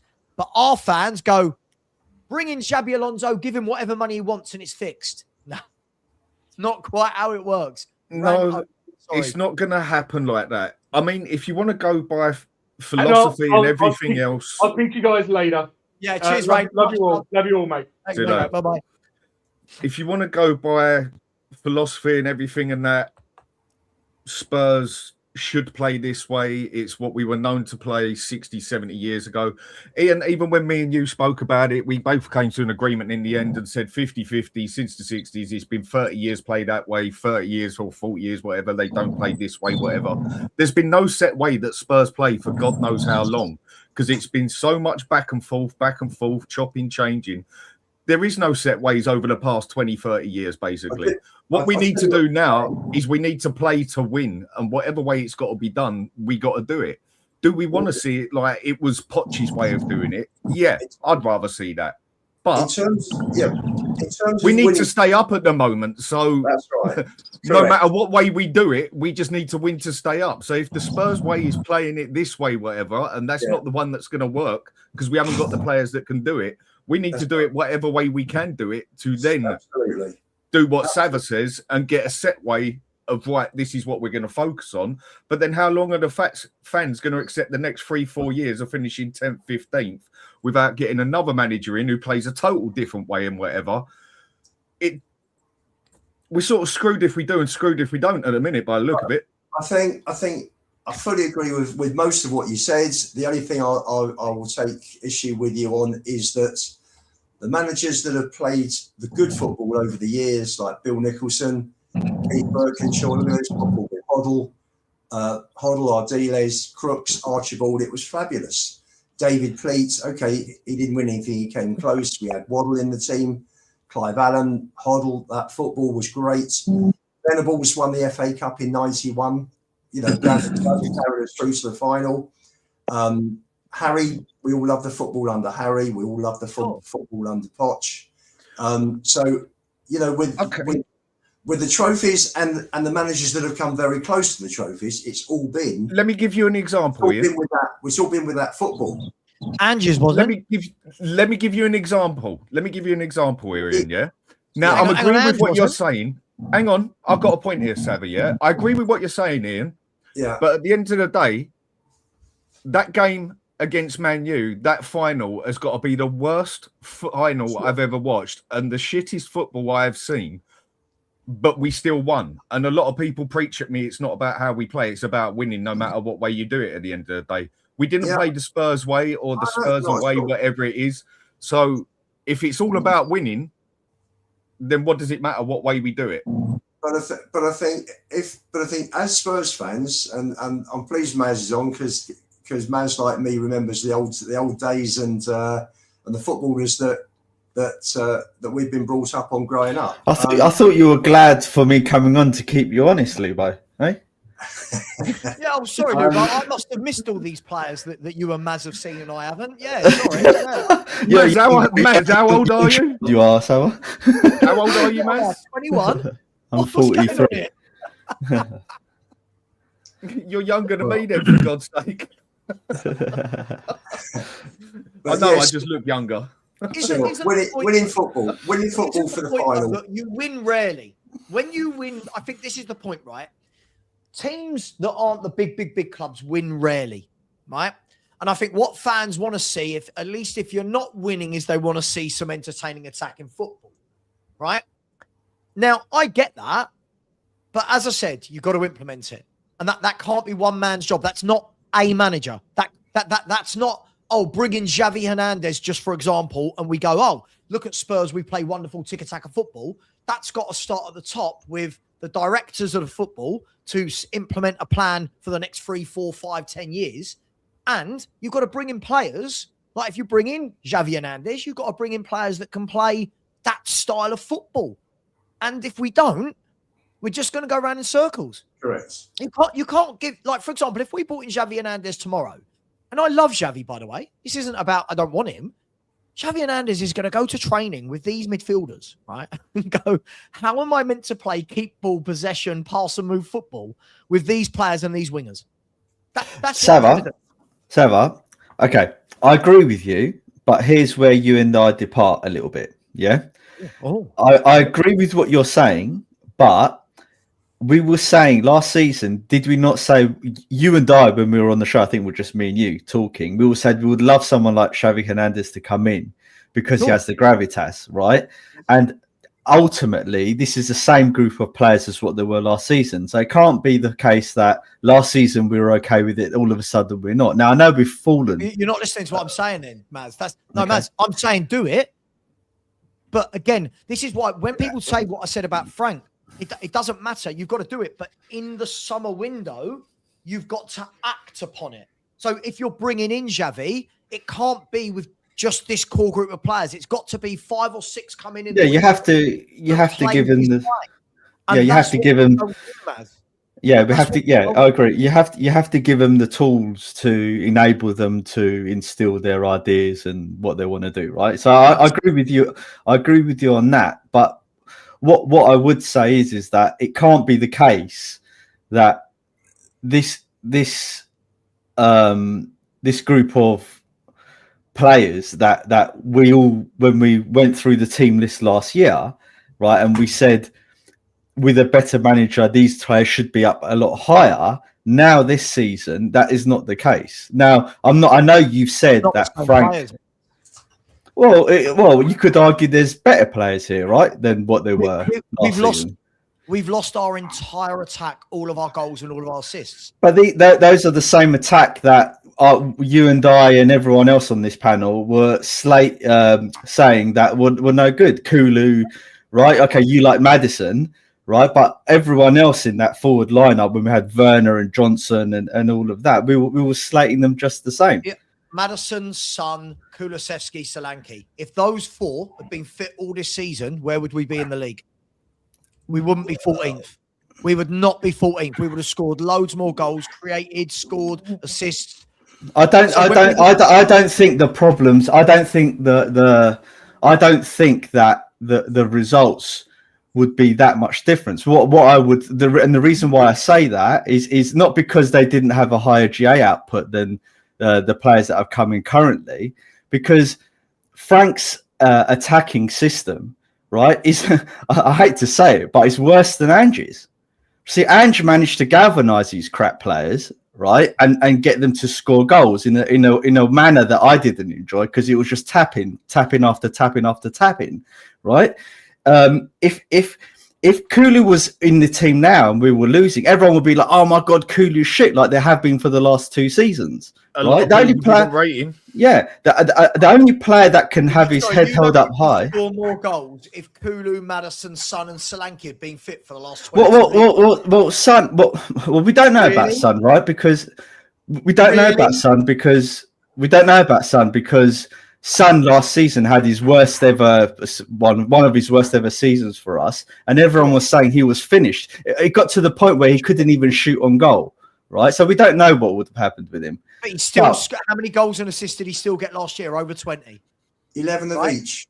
11 of each. Right. So indeed, but this is now revisionism, Maz. This is now revisionism, right? I'm not saying that. Oh my God, those players are amazing, but What we happened? lost. But we've lost those 4 players that scored all of our goals and got all of our assists.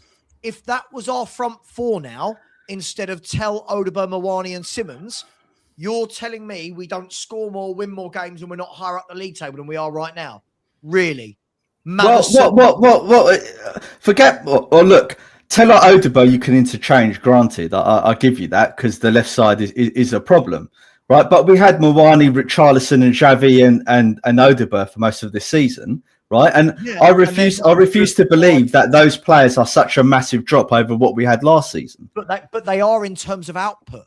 That when you buy Kudus, under this manager now, this crap manager now, that's doing worse than Ange. No, Maz. The beauty of the internet is you can go and check out these players' stats and facts at other clubs, right?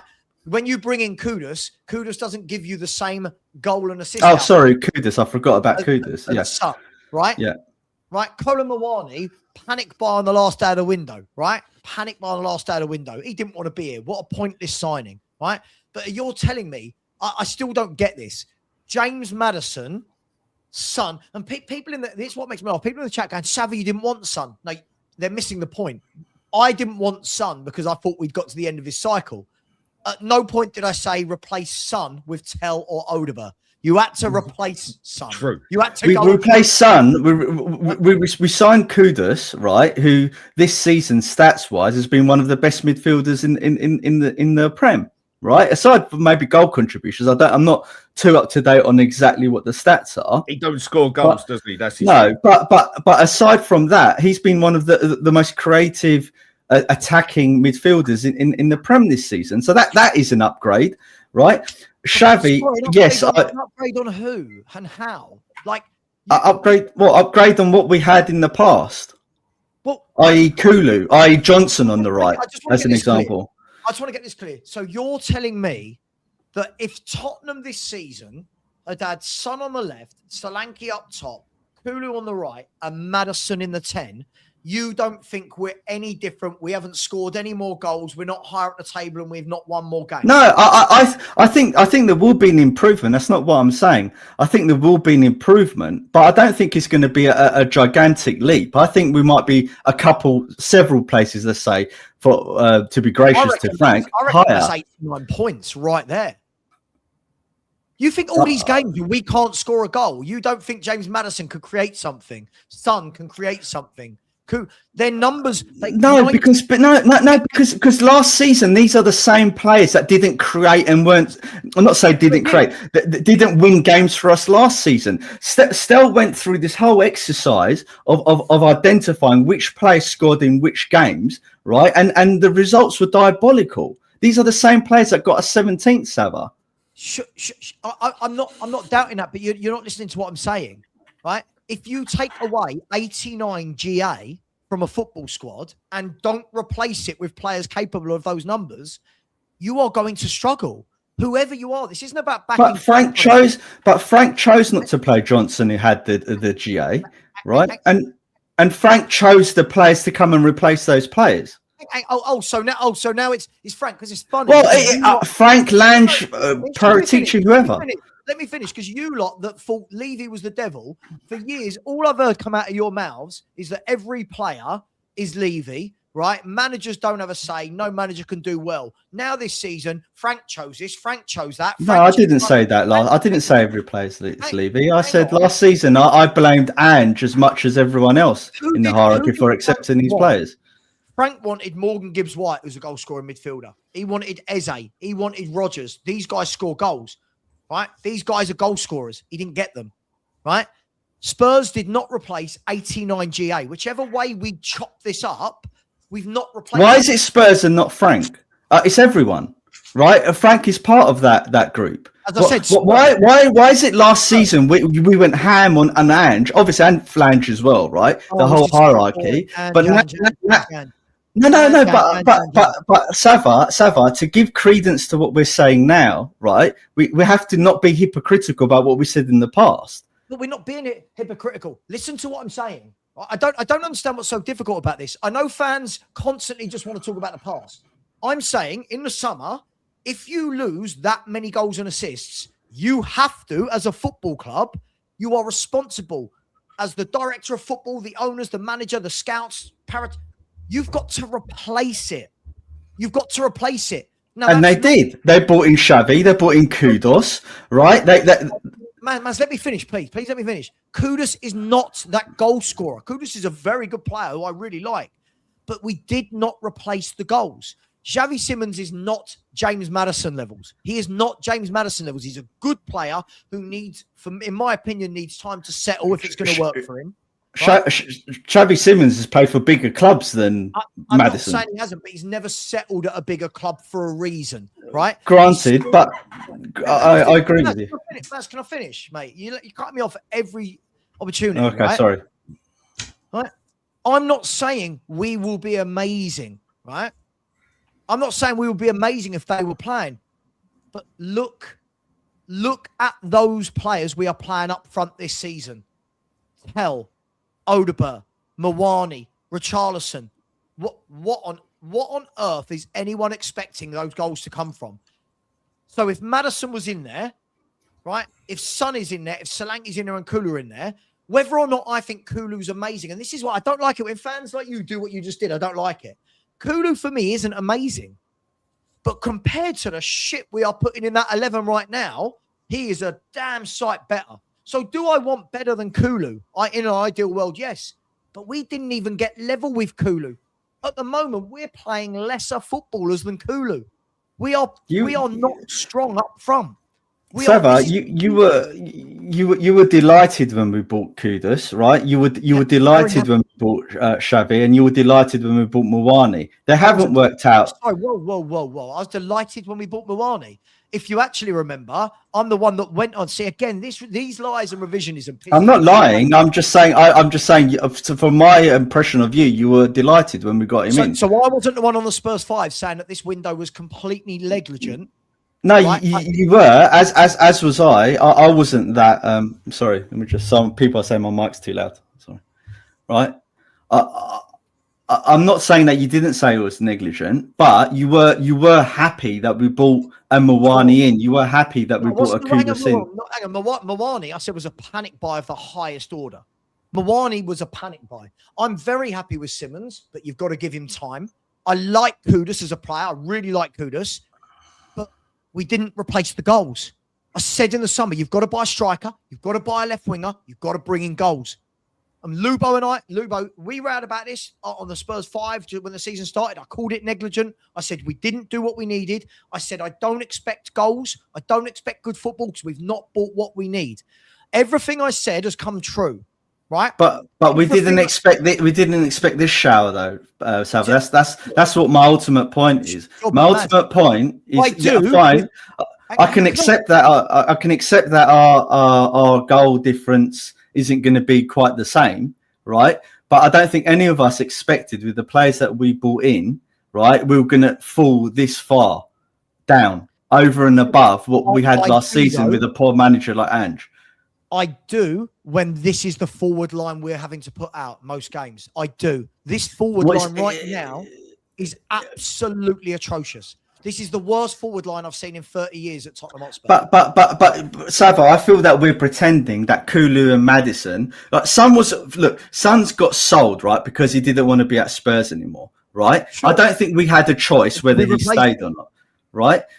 Well, Kudus and Xavi, yeah, but Kudus and Xavi are brilliant players, right? You're not answering. You're not answering the question. Right? Yeah, but did we replace you're wanting Savva, you're wanting me to equate one player's statistics from different leagues to Son's, right? How many players are available that score Son's GA and thing in Europe? There isn't many. No, I have listened, Savva. I'm not a child. I can listen, right? Don't say no, Savva. I will leave, right? I don't want to have a blazing row with you, but stop saying that I don't listen because I do. Did we replace Son? It's a simple question that you have not answered. Did we replace Son? No. Yeah, yes, we did. We did. Right, we bought it. According to Frank, right, we bought in Tel, we bought in Xavi, who can also play on the left. Right, and then he's brought in Kudus as well, right? Who's a right winger, granted. So you've just named three players that aren't left wingers. Did we replace Son? Xavi has played on the left. Xavi has played on the left. You done a show where you went through the stats, right? You done a show where you went through the stats, right? And you said he's played equally as much on the left as what he has done in the centre. But he wasn't bought as a left winger. That's the point. He was bought to replace Maddison. How do you know what he was bought for? Okay, so let's get this clear, right? So we saw our one playmaker go down injured with a year-long injury. We then go in and bring another playmaker, but we think that it was Son's replacement. And he started playing him on the left wing straight away in the first 3-4 games. He played like 2 games on the left and every other game since he's played in the middle. Let's not again. But on your point, you said he brought in Xavi to replace Maddison, yet in the first 3 or 4 games he played him on the left. Then he didn't play him for whatever reason for the next. Right. I didn't start him. Right. That doesn't prove your point, does it? All it proves is that he can play on the left and he can play in the centre. So in your mind, you believe, if what I'm hearing right, you believe that Xavi was the left-sided Son replacement, not the Maddison replacement. Is that what you believe? I think he can play in both positions. Yeah, I do believe that actually. Yeah, I do believe that he replaced him. Hang on. So where's the Maddison replacement then? I can flip this either way. So where's the Maddison replacement? If Xavi was to replace Son, who have we replaced? In the centre of the park as a playmaker? What? Look, but he didn't just buy one player, did he? He bought Tel as well, right? That he said that can play all across the front 3, right? So he didn't buy Tel. Yes, he did. Alistair Gold went on his podcast, right, and said Frank had the final sign-off. So what? We're cherry picking now who we're going to listen to and who we're not. That is the information that was given. So we truly believe the guy that Thomas Frank didn't put in his Champions League squad is the guy that he signed off to be the replacement. Is that really where we're at? Not that most people were saying the deal was in January. Look, like I said, I'm not. Well, what you're asking me is to justify a manager who's shit, right? At Spurs, he's shit at Spurs. That's what you're asking me to do. I'm not lying, right? No, I'm just combating your points. If you can't accept it, right, then just counter my points. Don't say I'm lying. Don't lie. I did not ask you to do that once, Maz. I did not ask you to justify. Again, you're asking me what I believe, and I'm saying I'm not going to justify. What about Thomas Frank? I'm not talking about Thomas Frank. If the next manager comes in and has to pick up these shit forwards, I'm going to say the same thing. No, Xavi Simons is nowhere near as good as James Maddison. Tell was not a Thomas Frank sign. I don't care what signing he was, right? I don't care who signed him. Whoever signed him, this was a mess. He is crap, right? He is absolutely crap. We did not replace Son, right? Again, what Spurs did in the summer window, and I said this over and over again, what we did was replace injured players or players that left. We didn't build a squad. We did not go out and buy what we needed. We did not buy goal scorers. We did not replace Son. And we replaced Dominic Solanke with a panic loan buy for a player who didn't want to be here and had already rejected us, right? I said all of this at the time of the window shutting and when the window was live. Then you jump onto my show 6 months later saying things I have not said. That pisses me off no end because I was the one that was going on the Spurs 5 arguing with the others when I called it negligent. Right, Lubo, you can back me up. And I sat there and said, this is not a good window. This is negligent, and we have not done what we needed. I never said you said it was a good window. Hang on a sec. Score many goals. I do not expect us to score many goals because we have not bought goal scorers and we've not bought what we need. But now you're lying about what I've said to you. All I've done is replace Son. No, but now what you're doing is you're pivoting to things that I haven't said. So you're lying about what I said. I never said that you said it was a good window, right? I never said that you said a Xavi was Son's direct replacement. That's the question you asked me. And I said, I believe that what Frank did was bring in Tel and Xavi with the hope of trying to replace someone like a Son, right? That is what he did. That is what Frank did. That is his decisions, right? Whether or not he's part of... Okay. Well, go and take that up with Alistair Gold then. I don't need to take anything up with Alistair Gold. Well, I'm telling you what's been told to me. The information that's been told to me. I'm telling you what Frank told us, that he had this final sign-off and that he's happy that Tel's coming because he can play along the front three. Right? We believe that of every manager. It doesn't matter whether I believe. It doesn't matter whether I believe whether Frank is an honest, outstanding citizen or not. It's about what he's told us, and I'm using that as evidence to counter your points. And you don't like it because I'm spitting out facts to you about what's happened. I don't like it. Right? I didn't want Tel. I didn't want Tel. I think he's the reincarnation of Werner. I finished one sentence without you interrupting me. Okay, Savva, I'm going to tell you this, right? As a friend, right? I'm going to tell you this. You do this to everyone. We're not interrupting you because, right, we're trying to be rude. I'm interrupting your points because as you're going along, you're saying things that I believe aren't true. That's the way discourse works. I'm trying to have a discussion, and every single point, I get 3 words into the sentence, and you start talking over me. I don't believe I am talking over you. I believe we're both probably talking over each other. Yeah, like right now, like right now, it's happening. But Savva, this is a two-way discussion, Savva. Right now, I'm trying to talk. I'm actively trying to talk. Right. I have said I don't get the point of this. I have said Frank has got to go. I don't get the point of this, right? Frank has got to go. But I'm not going to sit here and have anyone tell me that Xavi Simons was a replacement for Son. He was quite clearly the replacement for James Maddison. Because when James Maddison went down injured, Spurs then went in for Eze or Simons, and we got Simons. Both playmakers by trade. Simons can play off the left, but he's not a left winger. He can play off the left, but he naturally drives in. If anyone watches RB Leipzig, they'll know that, right? He's not a left winger. So did Spurs replace Son? I can't have anyone tell me we replaced Son in any way, shape, or form. In any way, shape, or form. The whole family. Hang on.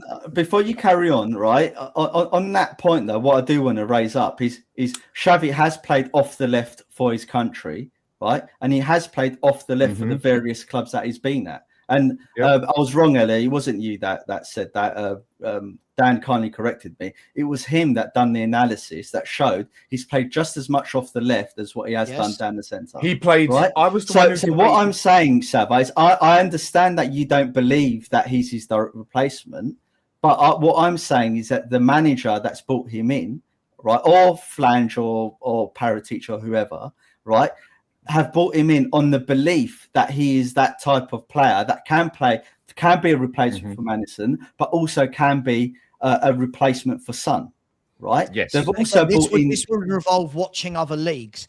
Anyone who's saying he plays off the left, his starting position for Leipzig might have been off the left, but he didn't play on the left. What it was, and I had this debate with you, Savva, over it, and we both came to an agreement 50-50 at the end of the day. He actually played more on the left than he did on the right, and actually scored and set up more goals on the left than he did on the right. But he's not a left winger. He was basically a Son, an inside forward, basically, but was also able to create as well. And yes, he played as the number 10 as well, but I think there's only about 4 games in it or 3 games in it, something like that. But I was the one who put it down to everyone that he is more than capable of basically taking Son's place. Maybe not the amount of goals, but playing in that style from the left as an inside forward. And we did both agree on the end of it that he's better for the number 10 position from what we'd seen him play and everything, but he can cover that left-hand side just as much. But at the moment, where we've got no creativity as the 10, that is where we need him, basically, isn't it? Okay, so I'll ask this question then. So if he's the Son replacement, where's the Maddison replacement? That's what I'm basically that's exactly what I've just said. So either way, we've got nobody there at the moment. So either way, when Mazzy's saying to me about we did this, we did that, either way, we left ourselves short. Either way, we've left ourselves short again by not replacing something.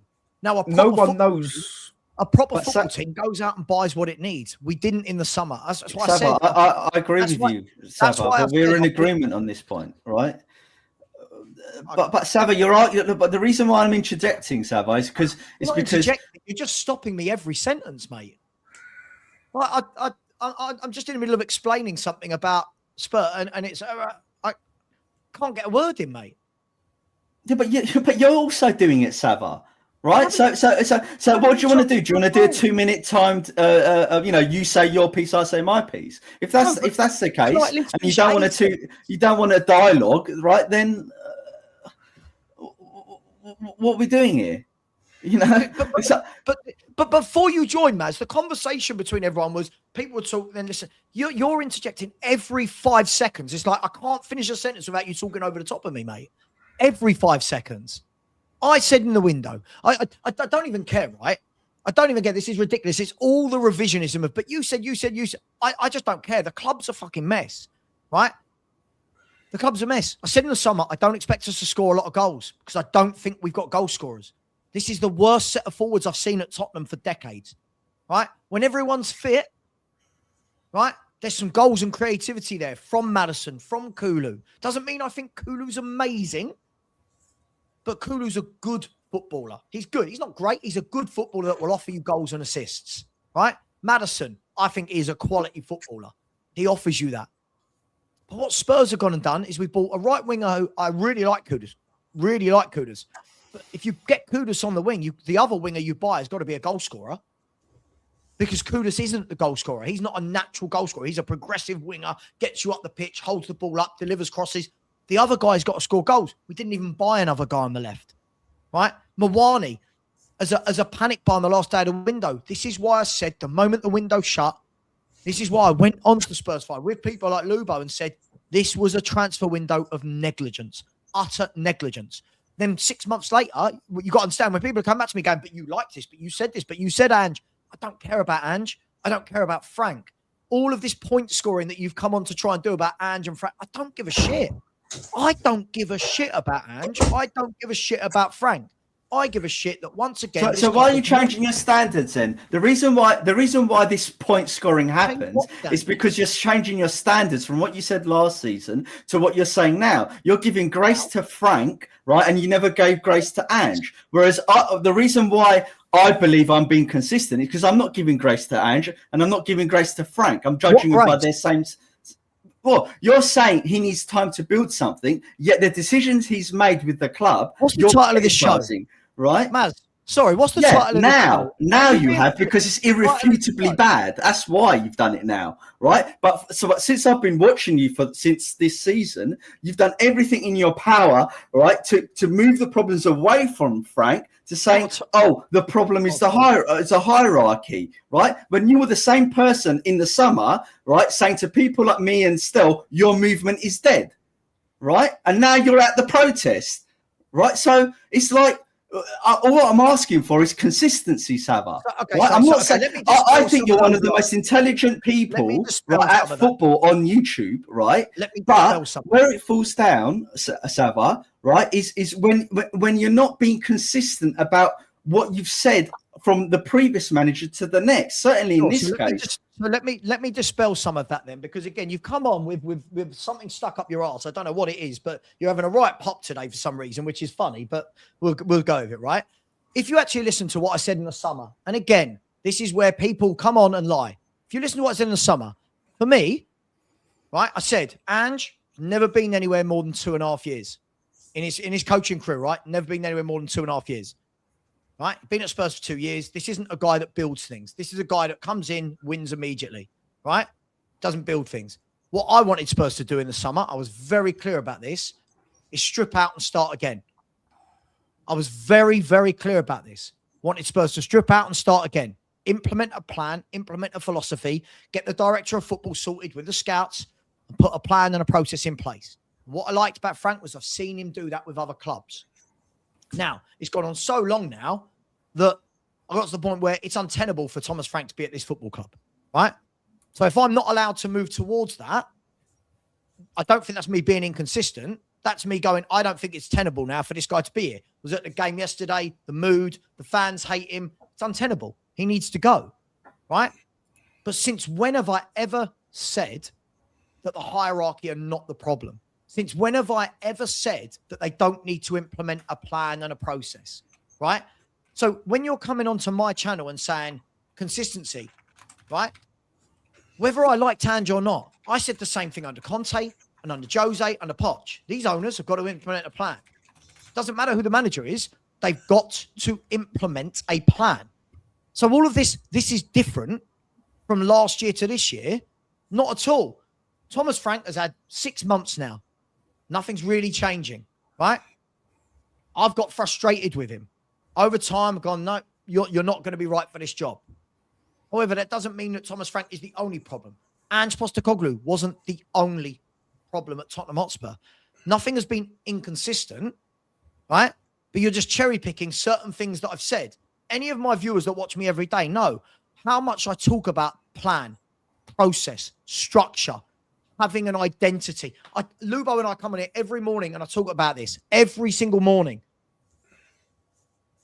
Every single morning I talk about it, man. So when you rock up and go, you weren't saying this last, I've said this for 10, 15, I've said this since 2007, since they sacked Joel. We need a plan. We need a process. Now, whether I like certain managers or not along the way, doesn't mean that's my only opinion on Spurs, right?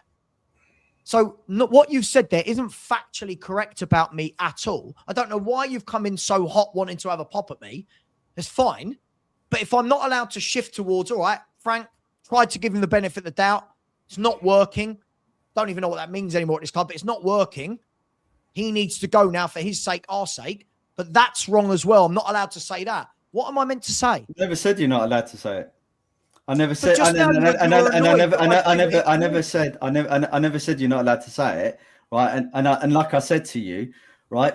It's not the fact that your individual analysis of the certain problems is incorrect. Is that when you start with the things that I've cherry picked, when you start linking them together, it's inconsistent, right? Because on one hand, you spent a lot of time saying protests don't work.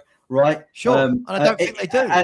And you did lots of shows where is really Levy the problem, right? And you're saying Levy's not the person on the pitch. That's not Savva. You've done many shows where you've done this. You've done many shows when you've done this, right? Where you've said on some shows you said Levy is the problem. On other shows you said he's not, right? No, a problem, from not one the position only to problem. another, right? Sorry? A problem, not the only. I don't know what's gone on here today, but you've turned up being an arse. I don't know why you're going. I'm not being an arse. I'm not being an arse to you. I'm not saying you're a bad. I'm not being. Right attitude. You've come on here with a right attitude. I don't know what you're trying against to do. Your opinions, not against you. But so my opinions over the last years haven't been that Spurs need a structure, need a plan, need a philosophy, need a process. So that hasn't been my opinions. That has been right, but you're applying different standards to. At the moment, you're applying different standards to the manager, right? And you're pointing more upstairs than the shower that's happening now, right, on the football pitch, which is in control of the manager. Maz, right? Maz, you're blaming the I was players. one of the first channels. Sorry, this is not true. I've hated ENIC and Levy since 2007. Right? I'm not disputing that you haven't hated them. All I'm saying, but what you have done is you've hated them on one hand, right, and praised them on another, and that lack of clarity on what your actual position is. Praise them on based on things that you've said. I watch you nearly every morning, Savva. Right? But what have I praised them on? Sorry, this is now revision. What have I praised ENIC on? No, I'm not saying that. So maybe that was a wrong term. Maybe that was a wrong turn of phrase. Not praise them. You've given them a get out of jail card by some of the things you said. How? Because you were the same person that went on your stream saying Levy doesn't pick the players that go on the pitch. Okay, Levy doesn't pick the players that go on the pitch, nor do ENIC. So why are you blaming ENIC now then? They're not the one. Vinay's not picking the players that go on the pitch, if that's your position. So you're going back to the argument that Dan and I had that time. Is that what this is about? When you all No, it's not. I'm not. Savva, I'm not. Don't worry, mate. I know all about what you said about me. I'm not. No, I know. Yeah, I know. And I've come on here to tell you what you said, and you don't like it. So this is I don't understand. I know what you said, and I'm telling you what you said, and I'm throwing the things back at you, right? And you're saying that I'm being rude to you. I'm not attacking you. I've never attacked you as an individual. I'm attacking your opinion. It's ridiculous. What is it that I've actually said wrong about Spurs? I've literally said no one can say anything wrong about Spurs because they proved everyone right with the passage of time. Right? As I've said, right? Frank's now had 6 months, right? I wanted it to work. It's not worked. As a problem of the club, he needs to go. There are bigger problems than Thomas Frank. Doesn't mean he doesn't need to go. What exactly are you calling me out for in your mind? I'm not calling you out on anything. I'm just what I'm doing, right? What I'm doing is I'm reflecting your inconsistency in your opinions, and I'm also pointing at the fact that you'd rather deflect all this blame on saying all the players are crap, right? Which is the same thing that you were doing last year, but the difference between this year and last year is you were saying a better manager gets more out of these players, and you've done many shows when you're arguing with your subscribers, right? Saying, don't tell me this squad, Wolves squad, or I don't know, Burnley squad, or whoever was in the league last season is better than the players we've got now. Now, all of a sudden, we're the worst squad in the league. Well, you're not saying we're the worst squad in the league, but we're one of the worst, and these players may get us relegated, or in the next few seasons may get us relegated. Right? That's a lot different position than what it was last year. Sure. But you know the difference between this year and last year, as I said, this year and last year, that front four isn't the same front four. I'm talking about what we're seeing now, not what we saw last season. Well, we just spent £200 million adding players that Frank wanted in his squad. Okay, whoever's signing the players. Sorry, Maz, I don't know where you got these numbers from. Well, 50 million for Xavi, 60 million for Kudos. Right. How much was Gallagher? 40 million. Right? 40 million for Tell. That's nearly 200 million. Hang on. Conor Gallagher signed about 48 hours ago. We can't really chuck him into any sort of debate for the first half of our season. But fine, exclude him. 150 million then, right? It's 117, Maz. It's not a lot. Like, that's we've not a lot. We've still bought about like this is an amazing amount. We've bought in players. We signed that. Well, regardless, the club have spent a significant amount of money, right, on bringing in players. Right, I don't think they have spent a significant amount of money. No. How have we not spent a significant amount of money? Who signed this most season? Of us agreed that last season that if we got Thomas Frank here. Why I'm getting attacked here. I mean, if he's coming to butter you up, Dan, and because of the round me and you had, I put that to bed a long time ago. No. Attacking. Is this your version of attacking? Well, I haven't named called. Let me have my bit here, Maz. Let me have my bit here. Yeah.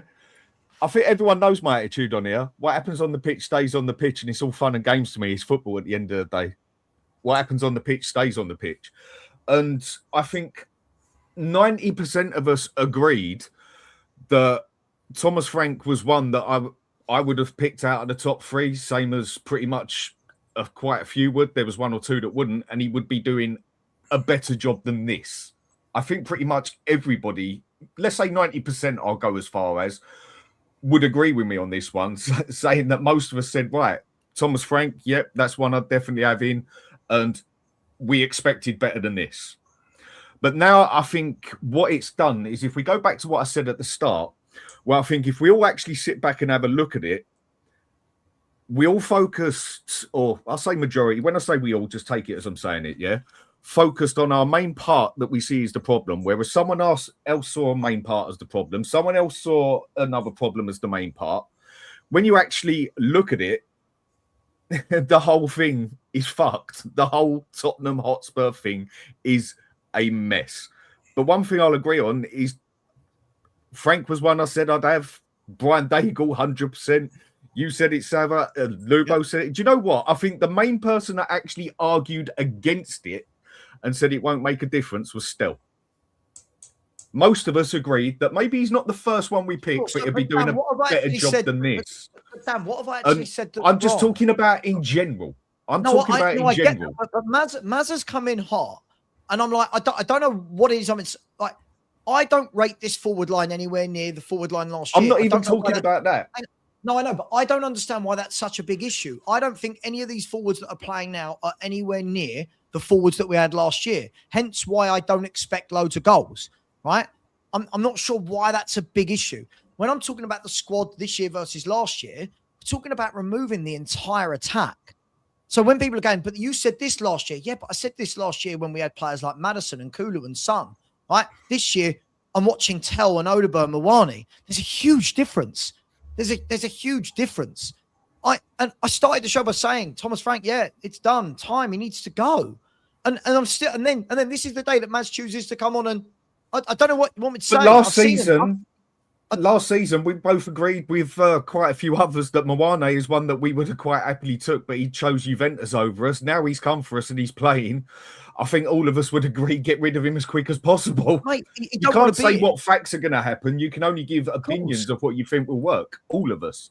And like I said again, I think the issue is I don't understand what's happened. That's all. I don't understand what's happened, Dan. Like, I literally started the show by saying, look, I've had enough now. Frank needs to go. Mm-hmm. But look, there are bigger problems at Spurs that will still be here if Frank is sacked today. And Maz has come, right, you said the whole system's screwed. Point scoring is just so pathetic. No, what I've done, Savva, is when you said certain points, I just reflected back to you how your opinion last season, right, and in parts of this season is inconsistent.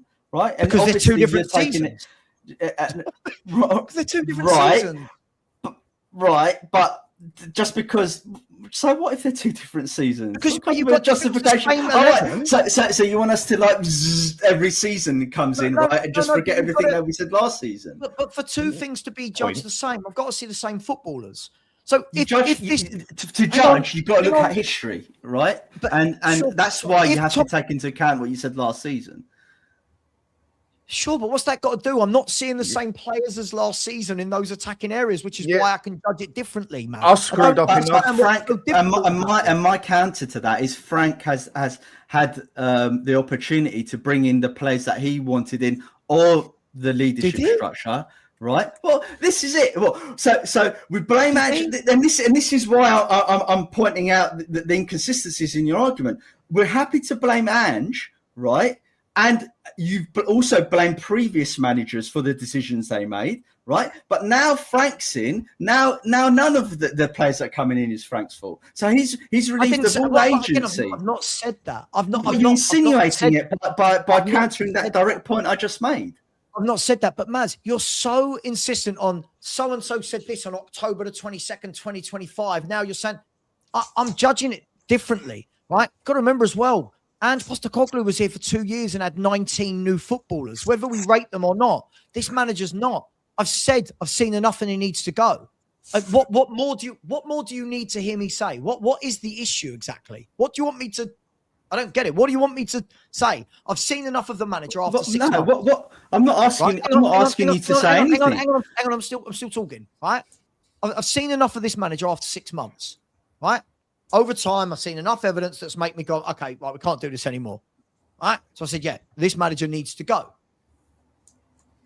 And I've also said at the same time, this club is a mess, which I've been saying for about 20 years, but which conveniently seems to have been forgotten, right? Because you're so intent on point scoring for some reason. I don't get it. What has made you come on to what is it that you're annoyed about? Who must scoring points to? Who must scoring points to? Mate, I don't seem to understand, but you've come on and said, no. But who am I? No, I want to understand. Who am I scoring points to? I'm trying to, this point scoring. Who am I scoring points to? Just in general, it's what YouTubers do, point scoring. I'm not a YouTuber per se. You said this, right? You said that. Right? You said this. Look, yes, because what you don't like, Savva, unfortunately, right? And I guess no one likes it. Is when people point out, when people stress test your arguments, right? And in my opinion, right, your arguments aren't standing up to scrutiny, right? All of a sudden, I'm attacking you. I'm point scoring, right? I've come on aggressively to do this. Is this not a discussion, right? If it's not a discussion and you just want to be proven right, then prove them right about fine. What? I don't prove them right about. But again, there you go. So why are you getting upset then? Because Dude, I'm not you upset. Are because you've accused me of attacking you, right? And you accused me. Then you started trying to loop in on things that I've said publicly, right? I'm not upset. Stop saying that. I'm not upset because you say it, and in the chat they'll go, "Savva's up." I'm not upset. I'm just asking, what is it that you came on to? What opinion were you attacking? What have I said today? I have said Thomas Frank needs to go. You agree with that? I have said the board and the football club is a mess. You agree with that? I've said we need better football. Today you've said it. In the last several weeks, right? In the last several weeks. No, we're talking about saying what for years? Saying what for years? You're saying I said this for years, but you said many things for years that have been hypocritical. Of course, because I'm online every day. Of course I say many things for years. Right. So what is your point you're making to me then? Right. As far as I'm concerned, you've taken so many positions that you're just cherry picking the position you want to take today to suit the argument. How have I protected Frank? I don't get what's going on here. You're protecting Frank by just focusing on the players, right? And Frank has got, for me personally, Frank has got much bigger culpability, right, at this point in time than the players, because he's doing worse than Ange, right? And if we as YouTubers and content creators spent all of last season, right, having to go at Ange, right, on a daily basis, saying that he can get much better than what these players are showing, right? Then we should have the same vigor now towards Frank, right, as what we did to Ange. Okay, so let me counter that then. If that's the case, then surely if I'm going to give the same vigor and energy, then Thomas Frank, by your definition, should have had the same amount of money, the same amount of transfer windows, 2 years and a year where he's allowed on the training ground every day. I was with your position that Ange should have been sacked. I was calling for Ange's head, right, to get sacked at his first December time, right? That he should be the thing. I don't know what's going on here. I really don't know what point. All I've done is countered your arguments, right? My point is, right, is that. What argument? Supposed to me in this discussion, right? I was listening to your show, which was a very good show, right? You and Lubo. Nothing was posed to you. You've come in like a bull in a china shop, wanting to have a go. I know why you want to have a go. We all know what happened in that WhatsApp group. I get it, right? I know I'm not in it, but I've heard all about it. You've come in, you want to have a go, you want to attack. That's fine. Mate, you can look. I'm happy for anyone to post up what I've said, right, on WhatsApp, right, to prove or disprove what you want.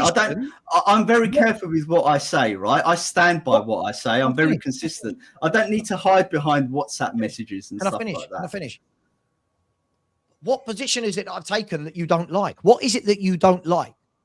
I feel that you're being overly protective of Frank, right? The manager I've said needs to go.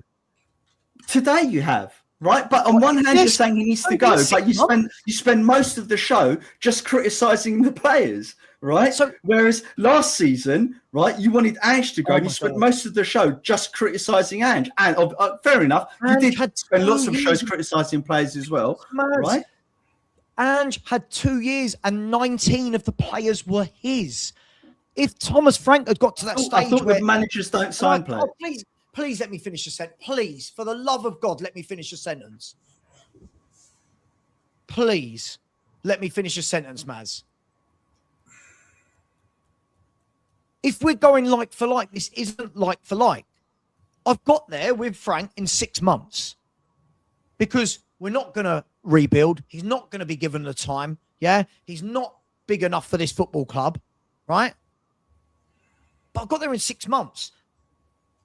Surely people can come to their conclusion over X amount of time that they want it, that they feel right. But you've chosen the day where I've actually said, you know what, I've had enough now, to come on and start saying all these things. I'm not sure why. Like, I'm not sure what the issue is. Why have you chosen today? The reason, one, because I wanted to come on and speak to you about the players and the manager. That's why I've chosen today. Oh, you right? Sure, okay. Right? If you say so. Well, what how would you like me to respond to that, Savva? Sorry, I'm not sure what you would like me. So I never came on to talk to you about the players or the manager. I'm just so confused. I don't think I've said anything in this show which is crazy or wrong. I came on the show saying, Savva, I really agree with a lot of your points you're saying, but I said to you, where I depart from you, then I started laying out the reasons where I depart, right? And now you're saying, why have I come on to say that? It's because I wanted to tell you what my feelings are and what you've been saying, right? In terms of blaming the players and not focusing on the manager. You haven't said this about the owners. You've backed Enoch. Well, yeah, I'm laying out. You're laying out arguments against what I'm saying, right? And I'm showing the hypocrisy in what you're saying. And you obviously don't like the hypocrisy, and you feel that I'm attacking you, right? I'm not attacking you. I'm attacking you from previous, have I? I've not once said anything you've said from previous shows, from previous years. You're the one doing the revisionism. You said this on this. I'm not. It's not revisionism. I'm just pointing out your hypocrisy, like you point out Enoch's hypocrisy. Okay, but the hypocrisy could only be there if the situations were exactly the same, and they're not. All I said, what I would have liked to have seen, and what I've said for the last 6 months, I would like to see Thomas Frank backed over a number of windows where he's got time to coach, bring in his own players, right? Get rid of Deadwood, and let's see what happens over a couple of years, right? Which is what I've said. I've also said a number of times, conveniently, people like you don't bring this up, is if Thomas Frank is sacked, people like me. People like me. And this is where you've said I've come on attacking you. Yet you're talking about people like me. And then you're attacking me as an individual. Let me finish. What I say people like you is because you want to pluck out certain things I've said, but not the full picture on what I've said. I've said all the way along, sack Frank. I don't care. Who knows what your full picture is when you flip-flop from one position to another. One minute you're staunch Levy out, the next minute you're pointing out the hypocrisy that Levy's dead. I was what? Not Levy's dead. The movement's dead, sorry.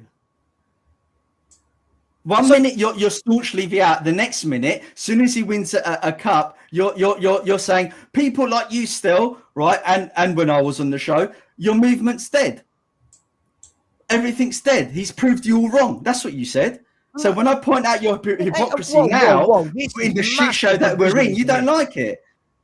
Because and you're saying a lot of what you're saying here isn't true. A lot of what you're saying here is true. It's not a lie. It's not a lie. You said that. You're saying I'm confused with someone else.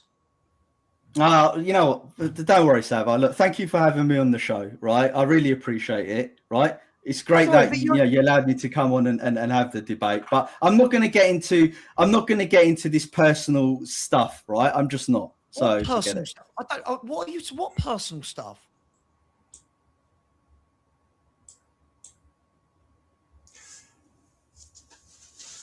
I wasn't sleeping, by the way. I was laughing at the comments. I don't know what we were. I don't know what is. I don't know what we were talking about in the end. I genuinely don't know what we are talking about. I think when it just comes down to it, it goes back to what I said at the start, that we all come to an agreement that we was all looking on specific things that we think is more of a problem when the whole thing is a problem. Whether you want to call it point scoring or just holding this, or someone calling and saying, I don't see it all as point scoring, but each their own again. I think we just all accept now that opinions are allowed to change when it comes to football. I thought Mane coming in was a very good idea and that he'd do something. And last season, I was saying he was definitely one I'd quite happily have. But like you agreed, you wouldn't say no to him either. But he chose Juventus over us and we wouldn't get him.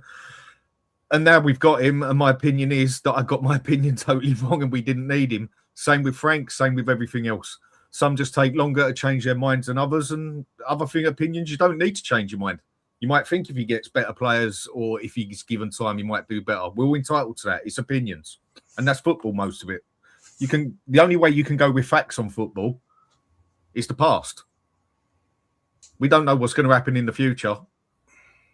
What I don't get, though, is I literally got to the stage where I've gone, okay, cool, right? Yeah, look, this isn't going to work. He needs to go. And that's the show that Maz decides to come on. Again, you said this, you did this, you said this, Estelle, you said it. It's like, what are we doing here? Sorry, are we going to pull up each other's comments from the last 5, 10, 15 years? What are we doing? What was that? What was that? What did I say today? No, that was just you two having a debate about opinions of the past and opinions that you've had. That's all, nothing more, nothing less to me. It wasn't a debate because I didn't say anything that Maz had said ever. I didn't bring up anything. He came on going, you said this, you did this. I've not said anything that Maz has said ever. Did I? Not once. Not once did I say, but you said this, you did this, you typed. He just came in and you said this, you flip-flop. Flip-flop from what? What have I flip-flopped from? When have I flip-flopped from what? Wanting the club to do better, wanting new owners. No, I wouldn't say, look, flip-flop. You said the protest was dead, but then you went. All right, so you don't want people to join the protest. Cool. All right, we don't want people to. I don't get it. I don't understand at all. Flip-flop, I think, is something that is used a bit too much, yeah? But there are times where people do flip-flop, yeah? I get that one, but I think it's used a bit much. Just because you change your opinion doesn't mean you've flip-flopped. There's a reason you've changed your opinion at the end of the day. Not you, I mean anybody. Why? Because you've seen other things happen or you're seeing the way it's going, whatever. And everyone's allowed to change their opinion. If anything you're going to change your opinion on in life, it is football. And it's very easy to change your football in 5 games or 2 games, whatever. That's half the fun about football. Like you say, what happens on the pitch stays on the pitch and that. And I think it's take most of us, some of us longer than others, to just say Frank is not going to be the one. Some still think he can be the one, whatever. And I can admit I got a hell of a lot wrong last season on saying that 90% of the problem was Ange and not necessarily the players. I now look at it and I'd say it was more 70-30, 60-40 sort of thing. Maybe Ange wasn't as bad as we thought and the players were worse than I thought. I can only give my own fact of opinion on that one. And that's what it's always going to be. Opinions, and then people are going to realise that maybe they got their opinion wrong and others are going to sit there and say they got their opinion right. And at the moment, there's only 1 or 2 on here that I can say that said from day one, Frankie's not the man, not a chance. Stell was definitely one of them. The rest of us were more than willing to take him on and give him a chance. And I think we can all accept now it's not if we get rid of him, it's when he goes, basically, either in the next couple of weeks or in the season.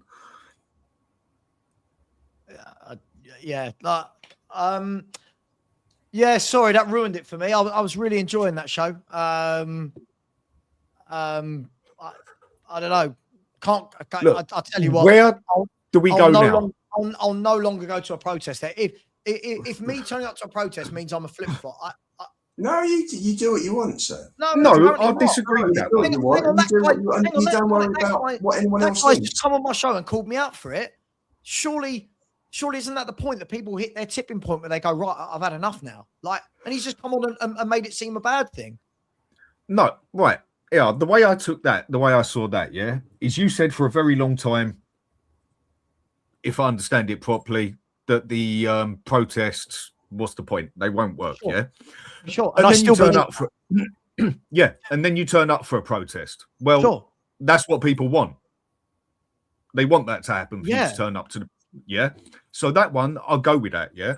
I was once saying the protests were worth it. And then after the one I went to where there was 2,000 people there, I sat back and had a look at it and speaking to people around me, whatever else that I don't even know. And the question I asked them then was, were majority of the people there for Enoch Levy out? Or was more than half the people there just to get Ange out of the place? That was the question I asked with it the whole time. And then after the protest yesterday, if that's what you want to bloody call it, I think it speaks for itself in that ways. That's all that is. That one ain't a flip-flop. That's in that aspect, that's just changed. Like, right, I go to the opinion, that's what people want to do. But you said for a long time you don't think they'll work. You still don't. Fair enough. You went to one. I went to it yesterday, and I must admit, with the protest, if that's what you want to call it, that I saw yesterday,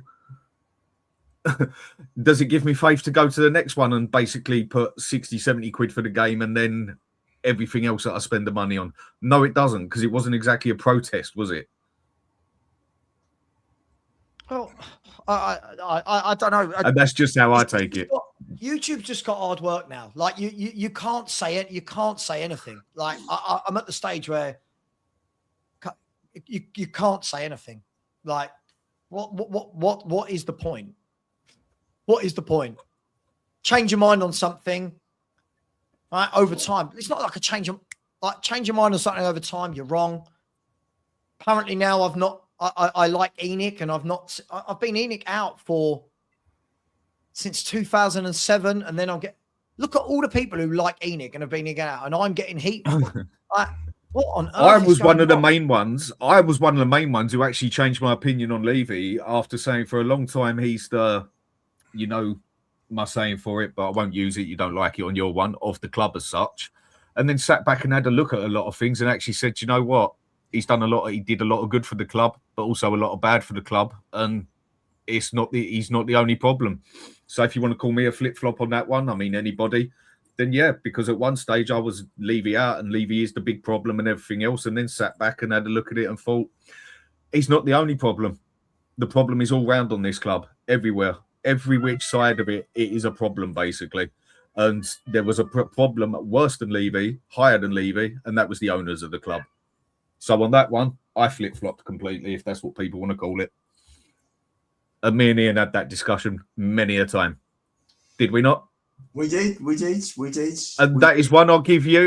You have never changed your mind on that one. Yeah. What Levy deserves someone to go in the back of the head and finish him, basically.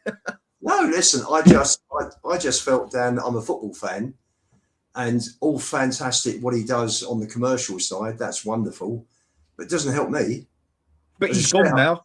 So where's the blame go now? So where does the blame go now? It was very easy for a lot of people, me being one of them for a long time, and saying he is the problem at the club. Now we look at it, the club looks even worse without him now. Well, I think most of us can admit, Ian, that I think it's just as the bad. problem is all round. I think it's just as bad because it doesn't seem to be any leadership at all now. We've gone nothing. We've gone from one extreme, Dan, to the other extreme now. I agree. No, you're right. You're right. They're both as bad as each other. For me, there's no difference, which is why I was protesting yesterday. You know, at the end of the day, what you were talking about getting a plan in with managers before, I said this a few months ago. I like the Ajax system, where you have professionals who have played for the club, that understand the club, understand what the club is all about. And play a certain way. You know, they played. I'm trying to think. Oh, what was the guy's name? Like Man U just taking on Carrick for the next 6 months to try and steady it out. Is basically absolutely. They pulled Solskjaer in as well, didn't they? Yeah, fair enough. You know, and so who could we bring in to do that? Ryan Mason.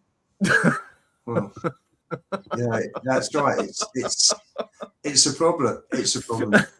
We haven't quite got the Carricks and all that, and Ole Gunnar Solskjaer because the people who are around, Dan, are a generation further back.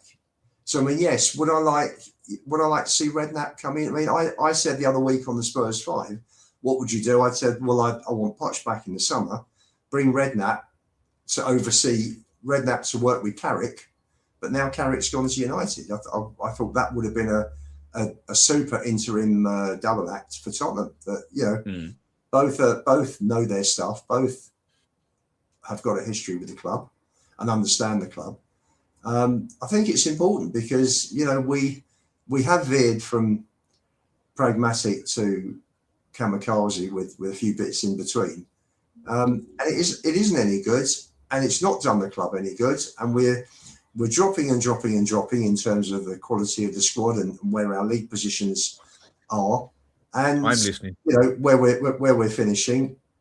And just going back to what I wanted to come in and what you guys were saying earlier, is that the fans have got to be patient now, because if they're not patient, then we're going to keep having a different manager all the time, different managers playing a different style. You know, Conte brought in Poro and Udogie. That's why I say there is no Spurs style. There is, Dan. There is, Dan. But, you know, Conte played three at the back, brought in Poro and Udogie to play as wing-backs. Conte leaves, Ange comes in, doesn't play wing-backs. So all of a sudden, Poro and Udogie are being played out of position. And this is they're just two examples of many examples that we've had, because we keep changing. And if you had, and the other thing is that you've got Ange comes in, wants his players, brings 18 players in. Ange goes, Frank comes in, doesn't want half of those players. So those players are redundant. So all that money is just wasted because we're not working to a specific style of play. And if we do that, then the managers come in that fit the style of play, which means that we're not wasting hundreds and hundreds and hundreds of millions of pounds on players who are great for one manager and 18 months are no good for the next. And you look at the clubs that are successful. Pep's been there 9 years. I'm not talking about the ability of the managers. I'm just talking about the ability of the duration of a manager's tenure. Klopp was there for 9 years. Wenger was there for 21 years. Ferguson was there for 26 years. Arteta's probably going to win God knows what this season. And he's been there for 6 years. So at what stage do our fans actually wake up and say, do you know what? This constantly changing managers actually hasn't worked. Now, I'm not saying, I'm sure we all agree with that. And I'm sure when we compare how Spurs have treated their managers against all the managers for the other clubs that I've just mentioned, we're a complete shit show compared to them. But they're far more successful than we are. And all of us want our club. We're all in it together. We all want the best for our club. So for me, just sort of answering on that point, we need to get new owners in. We need to get ex-players who understand the club, like an Aussie, like a Glenn Hoddle, like a Steve Perryman, who are Spurs through and through, who should be on that board. Could be one, could be two, could be three, whatever we need, advising the club, advising the board of directors. At the end of the day, the directors own the club. They own it. You know, it's their money on the line and they spend it how they wish. But if they have no experience of football and they don't understand football, then they need people on the board with them. Even give the guys some shares. Make them feel that they're part of it, and let them advise them. Because at the moment, they're bringing in people, and if those people are no good, it's those people who are no good that are advising them. So you've got to have people who are on the same side as you, who are on the same level as you, to help the directors. And these aren't football people. We don't have a football person. That's right. This isn't like a Fenway or what Kroenkes have got at Arsenal, where they have sports franchises. They are into sport already. Clearlake at Chelsea have interest in America, in American football, in American sport. We don't have that. We haven't had that. The last thing we had that was the closest to that was Irving Scholar, who sold out at the end of the 80s, and he loved the club. He nearly bankrupted the club. He was forward thinking. We're bringing in outside revenue. He just didn't get it right. And unfortunately, the club was saved before Sugar came in. We had an 18-month period to pay off 18 million, or to set up payments, and the rot stopped. But unfortunately, since Venables left in '93, We haven't had a football club with people on the board, and that's the problem. It's a massive problem. We need a complete new board, new owners, complete restructure. Everything needs to be new. And by the way, I must say, I've loved the comments. I didn't fall asleep. Yes, I was on standby listening to these two going at it. And I came on here really quite depressed. And your comments have really cheered me up. So thanks again to everybody commenting. It was very, very entertaining. You're on mute, Ian. If you don't laugh, mate, you cry. So just bloody laugh at Spurs. Simple as that. By the way, Jeff, that's my cap, not my son's. Just to let you know. Look, let's do the super chats and round off, and I'll send you over to Sean, who's gone live. And I promise, guy, I will never. Oh, fucking hell. I'm having zero opinion. I'm having zero opinion now moving forward. Absolutely pointless having an opinion. Ridiculous. Guys, big up to you all. Big up to DB Forever for the super sticker. Really appreciate you, my man. Always very generous to me, and I really do appreciate that. Thank you so much. J Knight 23 said Xavi Alonso isn't going anywhere near Spurs anyway. More likely Slot joins Heitinger at Spurs. Yeah, look, I listen, Xavi Alonso, a lot of talk about him. Obviously a difficult spell at Madrid, a good spell by Leverkusen, but will he get the time to implement that and build that at Tottenham with the right support? I don't know. And would he touch us anyway? I think you're right. So big up to you. Ledley's knees says Frank is terrible, but a magician is needed for goals. Yeah, look, as I said, look, I've been of this opinion all season. I don't like these forward players. I didn't realise that would piss so many people off. I just don't rate them. Hey, it is what it is. Yeah, Frank will go. We know he's going to go. He's probably going to get the sack today. So we'll see, my man. We'll see. Big up to 96 Costas, who's been a member, saying the only thing that matters right now is points.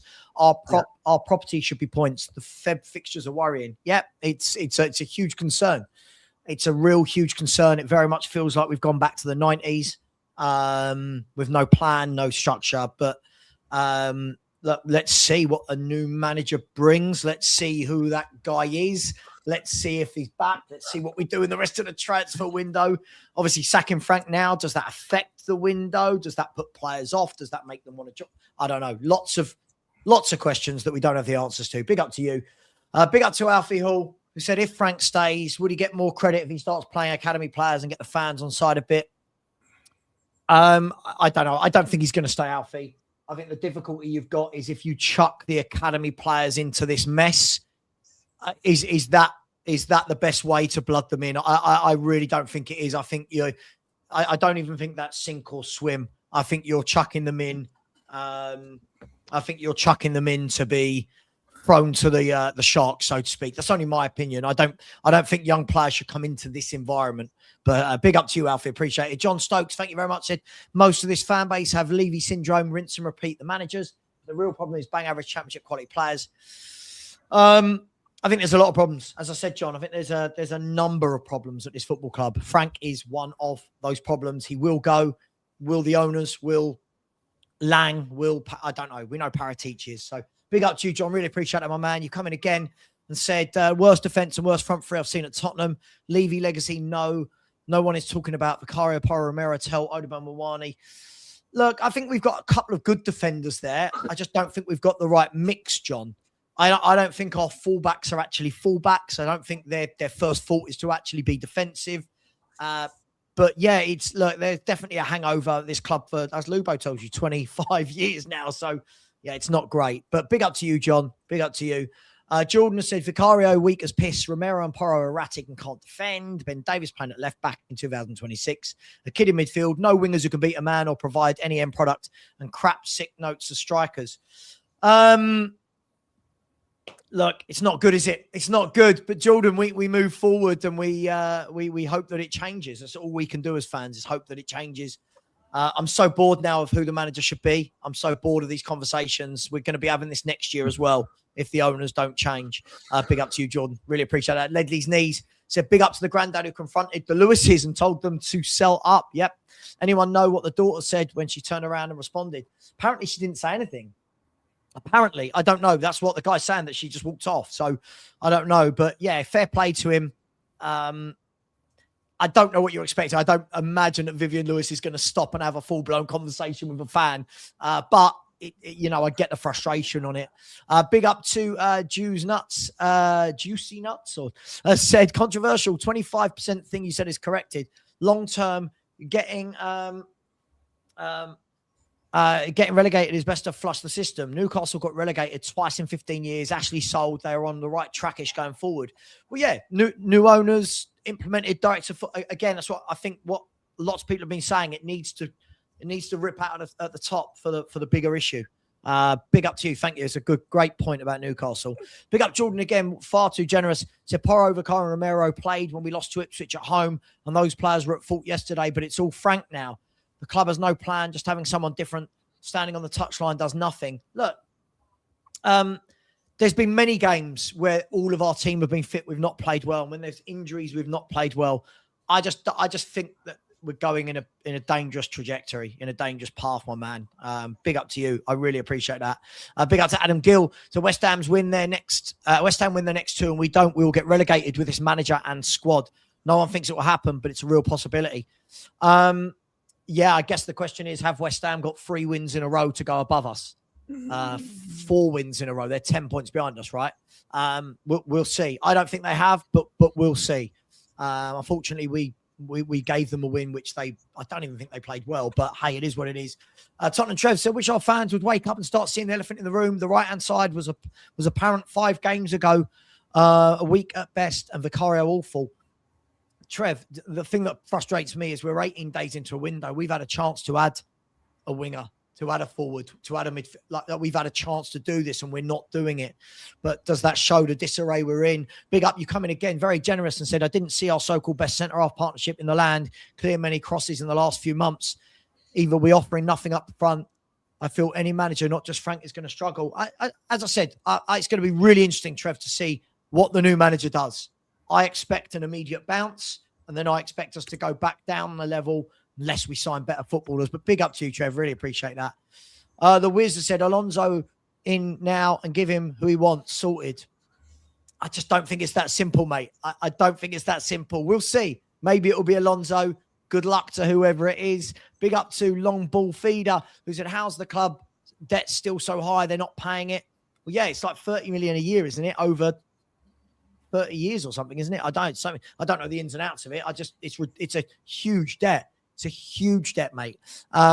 Big up to Blaine. Thank you very much. Good morning, lads.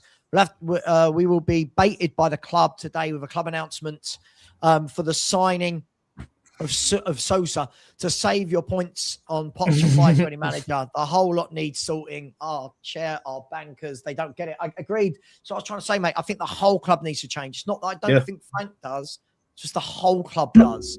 And that's the point I've been trying to make, is you can sack the manager, fine, but there's bigger issues that need to be addressed at the same time. Big up to you, Blaine. Really appreciate it. Jay Knight, thank you very much. If VDV is Liverpool bound, it's obvious he's going to go somewhere. He won't be at Spurs next season. I can guarantee you that. Big up, Jay Knight. He's gone. Yeah, he's gone. Absolutely. Big up, Jay Knight. I appreciate you. Tottenham Show again said Potts will come in if he's mad. Watch the fans turn on in months. And a note on the protest, only 300. The fans can't be that upset, can they? Well, look, I've always said I don't think it matters. I don't think enough people are going to do it. And yesterday kind of opened my eyes to, I'll be honest, Lubo, Dan and I were all there. It just kind of felt like no one really cared, right? No. And I don't know if enough people care about the bigger picture, but that's why I've always said they won't work. I went yesterday. Apparently that was wrong and I shouldn't have gone. I don't know, but hey, I did. And it is what it is. Big up Tottenham. Trev again says a fan base that points fingers at managers because they can't identify when players are crap. Wake up. I don't think all the players are crap. I just think that we're weakening every year. I think that's the problem. We're weakening and weakening and weakening, but we'll see. Big up to you, my man. That's why we can keep on slipping down further and further and further. Yep. Completely agreed. Blaine said, here's the biggest issue. Over 1,700 at peak, but under 600 likes. Change for Savva and smash that like button. Thanks, Blaine. Really appreciate that, mate. And sorry that the show went a bit wayward there, guys. Sorry. I take responsibility for that. So apologies on there. Thanks, Blaine. Jordan's coming again, very generous, and said, not every manager, every club will be treated the same.